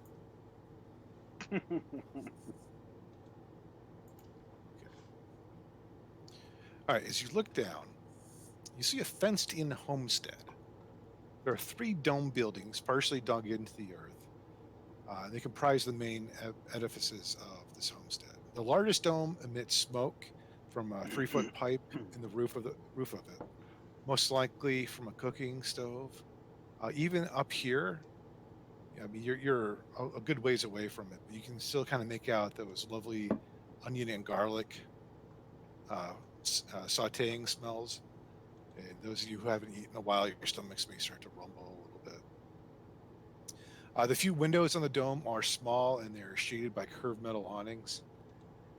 The dome appears to only have one sandalwood door entrance at the bottom of a short set of stairs leading into the ground to the excavated area below. So, like, if here's ground level, the dome is sort of like this, right? And there's like a little staircase that goes into it. It's probably dug into the earth where it would be cooler. Okay. The second dome is the smallest. It features a sort of roll-up garage door type of thing. Though curiously, from where you guys are, from a good distance away, you can't quite see any wagon tracks leading to the door. The third dome is made of glass or some sort of clear material. You can see lush vegetation growing in it. Water mists seems to be on the glass. You can make out some bright colors in there. Perhaps these are vegetables being grown in a sort of greenhouse-like thing. You can't quite make out everything. The domes of the triangle form like a sort of triangular point. Wait, the domes form a triangular point. Yeah, each one is the fence circles about a 1/4 acre of property. At the cardinal directions on the property, there are these sort of tubular and bulbous machines. They're a good 50 feet from a building, and they sort of seem like they stand like this sort of sentinel look about them. Although that might just be the effect they give off because they're rather tall and thin. The long part, and then there's sort of like a bulb, like a tank attached to it. You can see little lights flashing on it, as if perhaps from some sort of control panel. A man is walking from the machine farthest from you. So basically, you guys are way up on a hill. You're looking down on this homestead, and you can see a man walking away from. So I take out the fob and I use the locate person again. It And I want indicates. to hold it to the guy, and I want to see if it's following him. It doesn't work that exactly, but it is definitely hitting on the area below you. Okay. It's not going like it did with the butte, right? Where it was telling us to kind of go through it or over. It's telling us it's like right down there. Yes, it's not telling you to go beyond that. It's telling you that that's the general area. Well, I see this as two options. We know that dome has been cut into the ground, so we can't negate the fact that there could be tunnels. Or somebody once told me that the simplest option is usually the right one. That guy right there walking across the desert happens to be our quarry. I'm not too sure. This didn't tell me specifics, but where we need to go is right down there. Does anyone care to make a perception check to see if you can make out details on the man? Yes. Love to. I would say all of us would be interested. Does anybody have a looking glass? I think that would give some kind of advantage. I don't. Nope. Don't have anything like that. That'd be That's a good thing to buy. This will be upgrades to think about when we. Or for our friend to tinker and make. Indeed, Right, indeed. that's what I'm looking at now. 19. No, Perception. 19. All right. 14. Perception. What is? Nat 20. Can I So it's a 22. can I do a perception check on the Sentinel like machinery instead? Yeah, sure. Ooh, nice. Actually, you could make an investigation check if that's higher. It is. And it's hidden by something on my screen. 23. 17 plus 6. Okay. I'll go with our tiefling friend here first. You determine that these are some sort of moisture accumulating techno magic machines. Okay, that they're somehow drawing whatever moisture there is available in the atmosphere into them, as well as using things like scientific condensation. They probably go into the pit, into a pit in the ground, and they probably accumulate any kind of dew that forms overnight. So there's some sort of moisture farming device. Understood.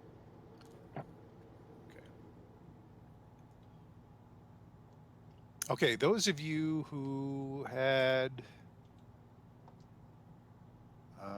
let's see. Nat What? 20. Shut up, Alexis. Alexa, whatever your name is. Be careful saying that name. You'll My spark God. mine. I know. That is I was how it about works. to say you'll blow up everybody. So let's see. Anybody who had an 18 or higher? I had a nat 20. Okay, here's what you see. I'm looking Yes. down at the man. Okay, there's his skin is tan, bare on his arms. It glistens with sweat. As he walks, he unwinds a shemagh from his face and hair, revealing matted black hair tied back from his face. It's hard to tell from this distance, but he appears to stand an athletic 6 feet in height.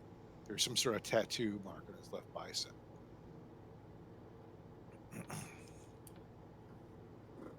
Right. So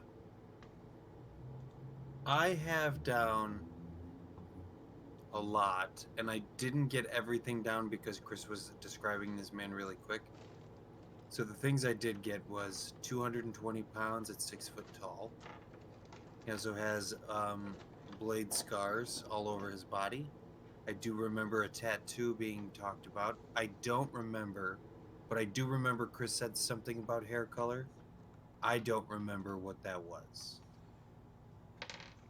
I don't either. I do remember the tattoo, and all I could remember was either a tattoo on his chest or a tattoo of a chest. Now, see, I think the blades were the scars from the blade scars were all over his chest and his back. That's maybe the chest. I think his tattoo was on the arm. There's that little button that you saw Mother push. Yeah, that had the Oh, yeah, the with the image hologram. of him. That make Mhm. Yeah, let's I lean push that over and fucking push thing. it. And up pops a description of what I just described to you. Okay. Okay. So that's okay. That's him. Okay. As you are sitting here contemplating whether this is your quarry or not, No point. a small girl bursts out of the domicile dome and rushes towards the man. Oh, You're- you had to. You hear her yell, "Daddy!" and the man squats and opens his arms wide. She wraps her thin, tan arms around his neck and he envelops her in a bear hug. A woman, wiping her hands on her apron, follows the girl out. Her hair is held back from her face with a kerchief. I She's gotta young step and away again strong. real quick. She's I'm young listening. and she's young and strong, wearing a peasant blouse and a long skirt. Her skin is paler than the man and the girl's, but flushed from the heat, perhaps from the desert, perhaps from cooking. She hurries up and kisses the man on the mouth. He shifts the girl to his right arm and embraces the woman with his left as they walk back together toward the domicile dome. They're smiling. Suddenly, the man's smile drops, and he gives the girl to the woman and tells her to go inside.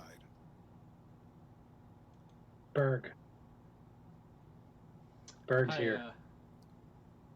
I whisper to the, other guys right here. The game may be afoot, lads. It may not be pretty, but there's no reason we can't take this man in alive. Ideally, perhaps we could try and talk to him. Failing that, and I gesture. I've got, you can see it's sort of hanging off of me. I've got a fisherman's net. We can take him. Okay. So listen, tactically wise, we show a big lion guy in something made out of pure metal, and the guy's gonna shit himself and start striking his sword around like it's nobody's business. No offense, Arnulf. Yep. He currently is not wearing a sword. He may have a dagger or something on him, but he looks up where you guys are on the butte, and he starts to book it towards the garage dome. He ran.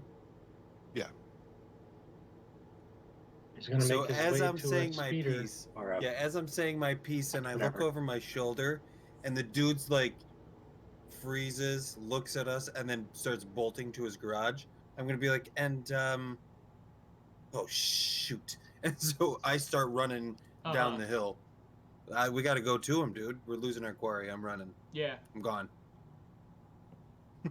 You won't beat me to him. I start running after these two jamokes, and I say, I still say we should try and parley with him first. Agreed.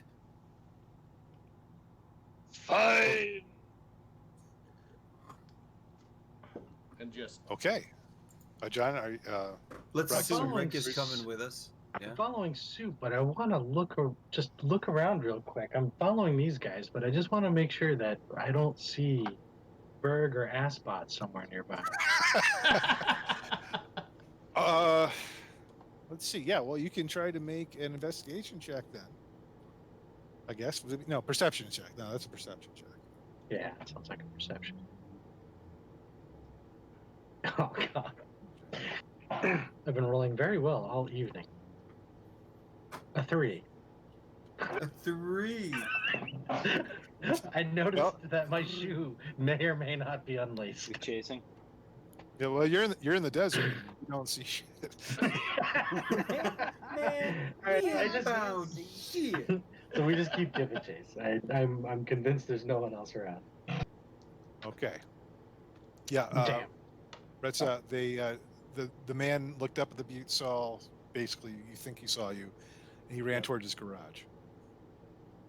He can hear everything while we were talking. Oh, that's right. Oh, that's right. You have. Yeah. Okay. Yeah. I didn't realize. Okay, so let's take who's the fastest among you. Let's do it that way to see who gets down there first. Give me athletics checks.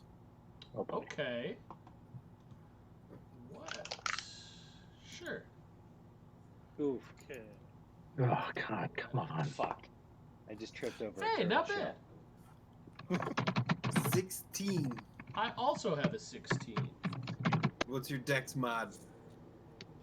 Is athletics dex? It's actually a strength, I The thought. strength. Strength. Strength. Yeah. Shit. That's why I rolled good. I got an 8. Yeah. My So strength you and I modifier fucking is a tripped plus over 3. each other. We just... So you took me in that. So I got an 11 for my athletics, but I do have a walking speed of 35 feet instead of the normal 30. Oh, Okay. I don't know long-lived if that son helps of a at all. gun. So do I see all? You all have no. Please put your checks in the chat for me. Oh shit! Did I say 16? 6, 7, 6? You said 16 because we tied. I think you said 16. Yeah. I did.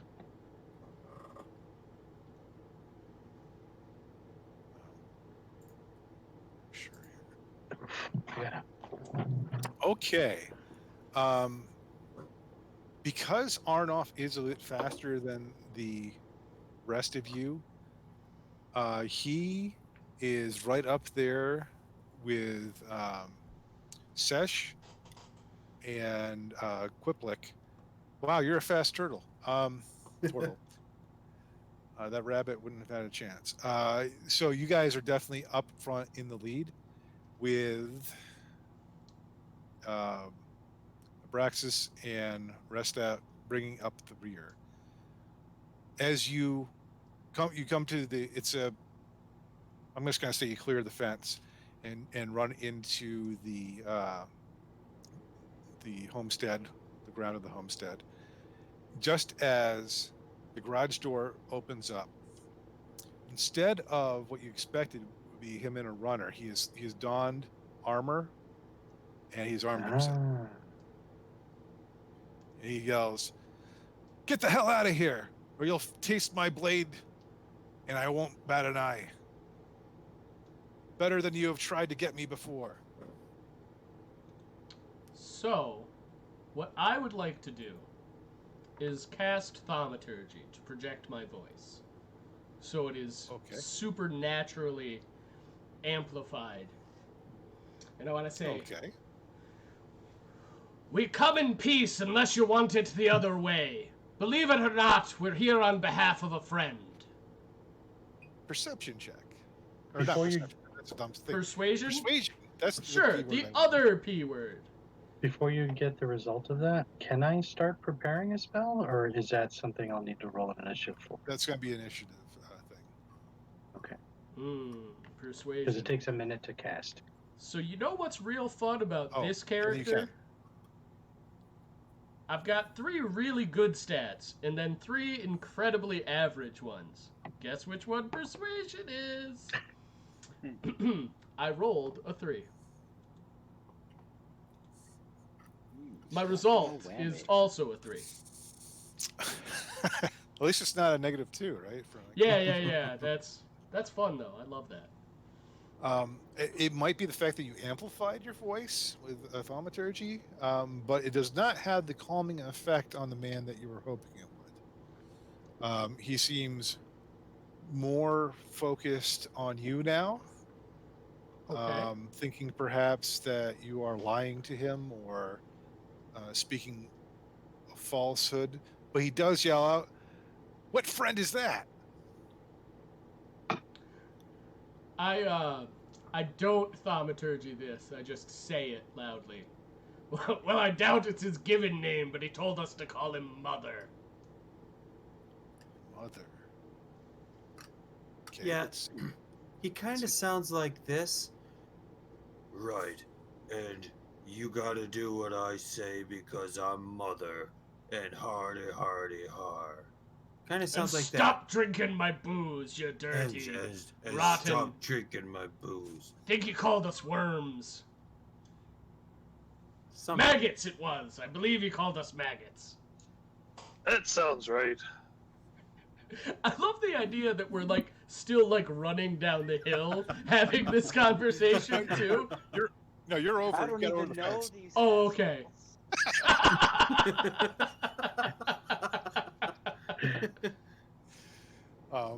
Okay, so you you see the sword blade kind of tip down. He's like, he goes about this high, and he holds his hand out about the height that Mother is, and muscles. Yeah. Quip That's gestures the like one, like yeah. big guy. Told you his name was Mother. It's what he told us to call him. With So the you are guild. with the guild. So we are with the guild, and you're gonna help make us more part of the guild? Full members, as it were.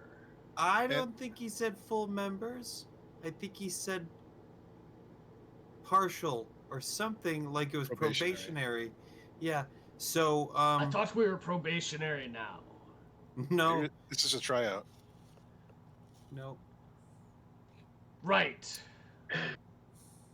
So listen, he didn't want to tell us in front of his friend or in front of his pilot that you were his friend. So that means something. And I certainly told him, because I'm a true believer of this, is that good songs don't have any kind of murderous death. So we don't want to kill you. You don't want a murderous death. Your friend wants you alive. I think we should just all go in and just do this together. All right, make a persuasion check Uh-oh. with advantage. Okay. Actually, this might be okay. Because the way you guys are coming across to him, it's like, oh, these guys are pretty goofy, and I don't think I'm that scared of them. But I also am sort of believing what they have to say. So, He's accurate. 18 or a 19 plus 4. I'll take the 19 plus 4, and that's a 23. So you mean when I'm gonna make you part of the guild, you're gonna bring me in, huh? So I'm gonna be completely transparent with you, but yeah. So I think that's how it's gonna be. Because look, again, transparency. We know you jumped bail, and I can see why. You've got a daughter. You've got a fine little thing inside. You've got a whole sweet setup you got here. You got a whole like hydroponic setup that I would croon over back in my own home. But hell, man, you got a real good deal here. But the thing is they're sending all kinds of things, and especially we know that there's one thing called this assbot that doesn't give a shit about what you think, say, or have in your family, right? That thing will kill you indiscriminately and take your carcass back to wherever it needs to take to prove to the high ups that you are gone. We, on the other hand, can provide you an alternative solution to that. Did you say assbot? I did say assbot. It was ass. That's just what Bot. we're calling it. It is a piece of shit. It is an accurate name. What was that little dweeb's name? I forget it. What? And I look over to you, Abraxas. Berg. Berg, yes. Berg. I thought it was Booger, but Berg, yes. I don't know, Berg. But wait, it was a machine with. Who's this Berg? A man? Slick bastard Yes. in a suit. Didn't look A- like he sort of gave a company good man. goddamn about anything. AS14, maybe something. Wait, did they have any kind of logo on them? Oh, They did. aye. Yes. It was the Yeland Wutani. Oh shit! And you see him. He looks completely panicked now. He's like, "You don't know how much I stole from them over the years. I'm a criminal, but I stole from these guys because they're absolute bastards. You gotta believe me on this. And if they're selling one of their mechanical menaces after me, that changes things. So listen, we I believe gotta get you. my family out of here. I gotta get out of here. Look, if that thing wasn't coming, I would think about it. I would think about going in with you. But if that thing's on its way here, it can't be too far from behind you. I gotta get my wife and daughter out of here. Okay. What I'm gonna tell you to do is just hold the brakes for a second, right? And let me try to make this promise to you. Okay? We take you and your family in. And here's why I would say that this is the better option. Is because your friend secretly told us to keep you alive and said to do everything that we could to make sure that you were safe. So if we go, you, your daughter, your wife, and us, untouched, to our ship, I could almost leverage that we could get your wife and daughter's safe travel out of here and out of the Wutani's. Is it their Wutani? Yalen Watani. Yalen, and out of their sight, and get them safe while you answer to the guild for what you have allegedly bailed on them for. Safety in numbers. Strength And in we will guard you. unity. So the ship that we are leaving on is leaving in 2 days. Isn't that correct, fellas? Yes, 2 days. that's what he said. That's right. 2 Possibly days. sooner if we rendezvous with Mother. And that is sooner if we could rendezvous with Mother, who is 50 miles to the east at the cantina.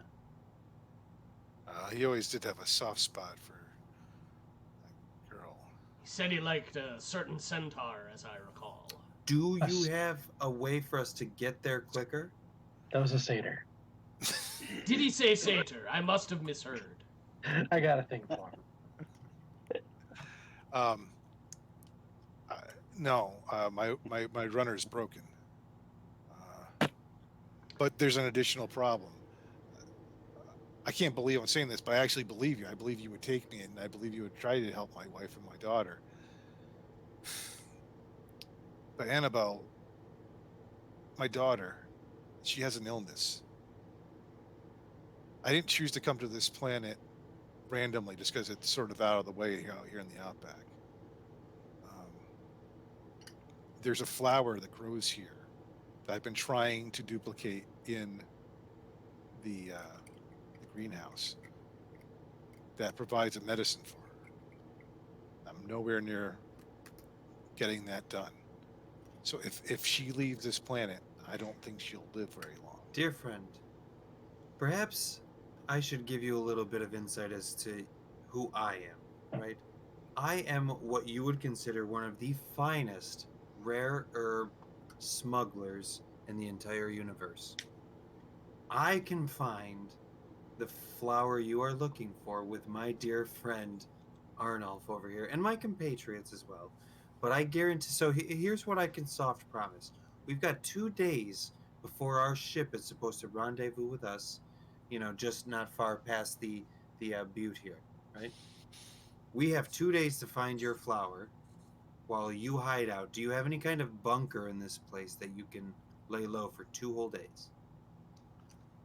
I can seal the door on the domicile. It might hold out. I say we look for the flower, we bring you back as much of the herb that we can. Then we go and rendezvous with our ship, and everybody's the safer. And then perhaps we can find that flower back in the capital. I don't know what that is again. Everlight. Yeah. It only grows out here in the outback. Are you presently growing it in your greenhouse? It doesn't take well to artificial farming. That's the damn part of it. It's like I can go scavenge enough while I'm here to keep Annabelle going, but if we try to bring it with us, it's gonna die within hours.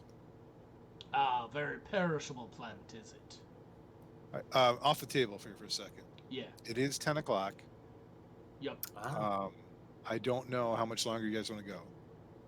So look, what I think, Chris, is that we're at this point where we could go in 2 different directions, right? Or even multiple. So I think this is probably a good segue out tonight. Do we go for the flower? Yeah. Do we just go for the 50-mile trek to the cantina?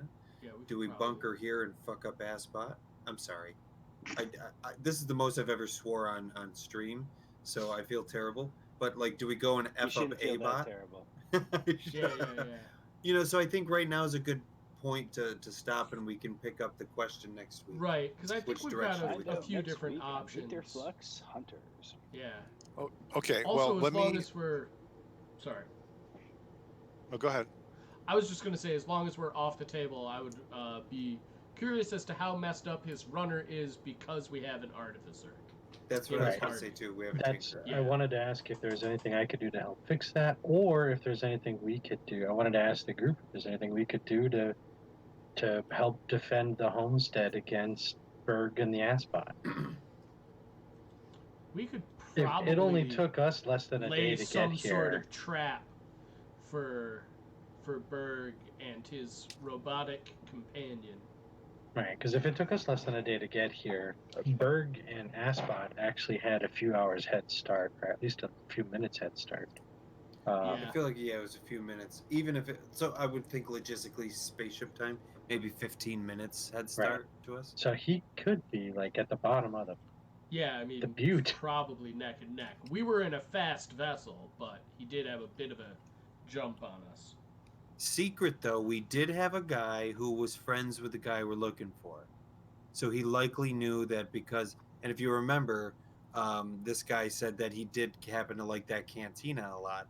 Mhm. He probably knew approximately where he was. So I think that we almost, well, I know we did because we found this guy first, right? But we got the jump because I think we have some that Yeah. connection too. How much time though? Dropped us up. Not much. Dropped I us don't off think we have closer. much. Probably not You're a right, lot Jeff. of time. So I can that answer that is question. also an option. Yeah, you shouldn't answer that question.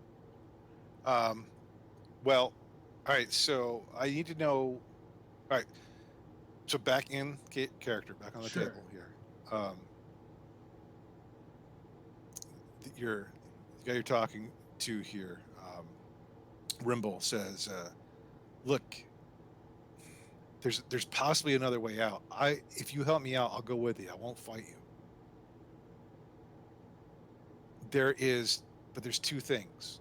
Okay, one, the moisture farm here won't work without both myself and my wife controlling it. I would gladly go with you, lead this Asbot away from them, if I could get this crystal in this cave, which would power the condensers. That's item one. Item two is, though, Asbot or not, there's things that are in this desert, dangerous things that they need protection from. You guys can stay around and protect them for long.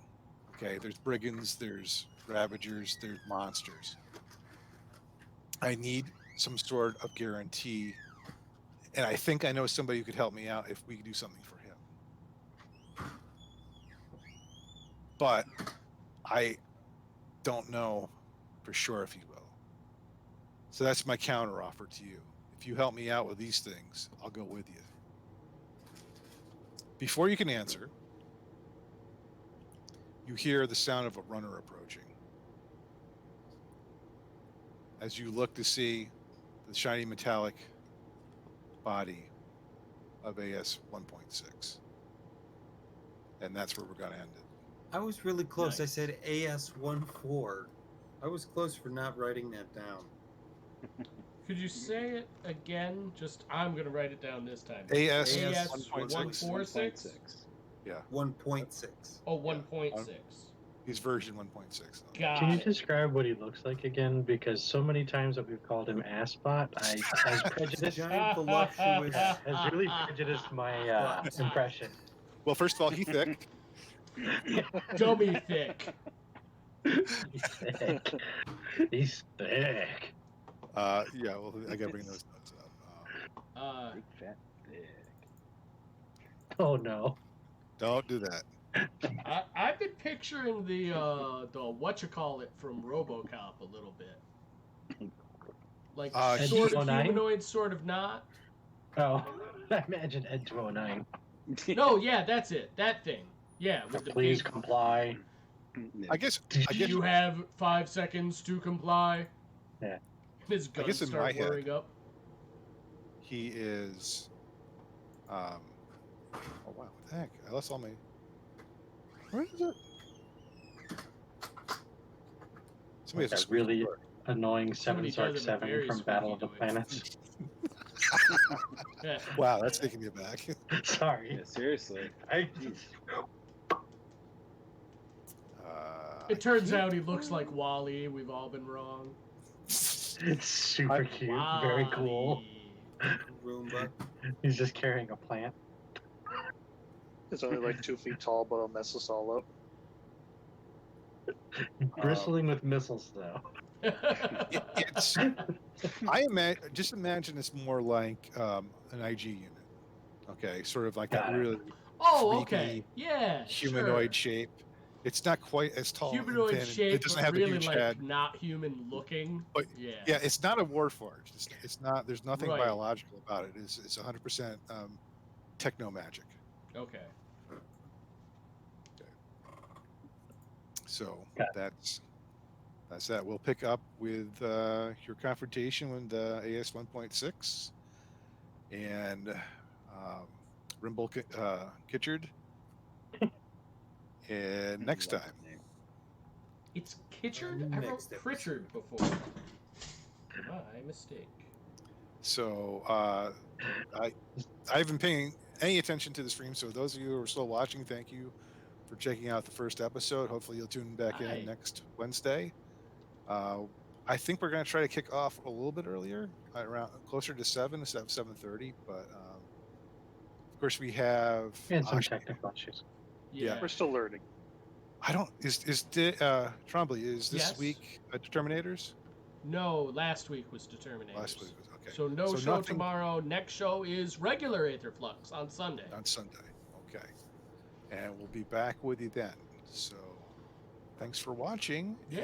And we'll have a good night. Thank you for joining us, and I am going to end the stream. Everybody, And I'll stop recording as well. cool. Sounds good. All right. Peace out, friends.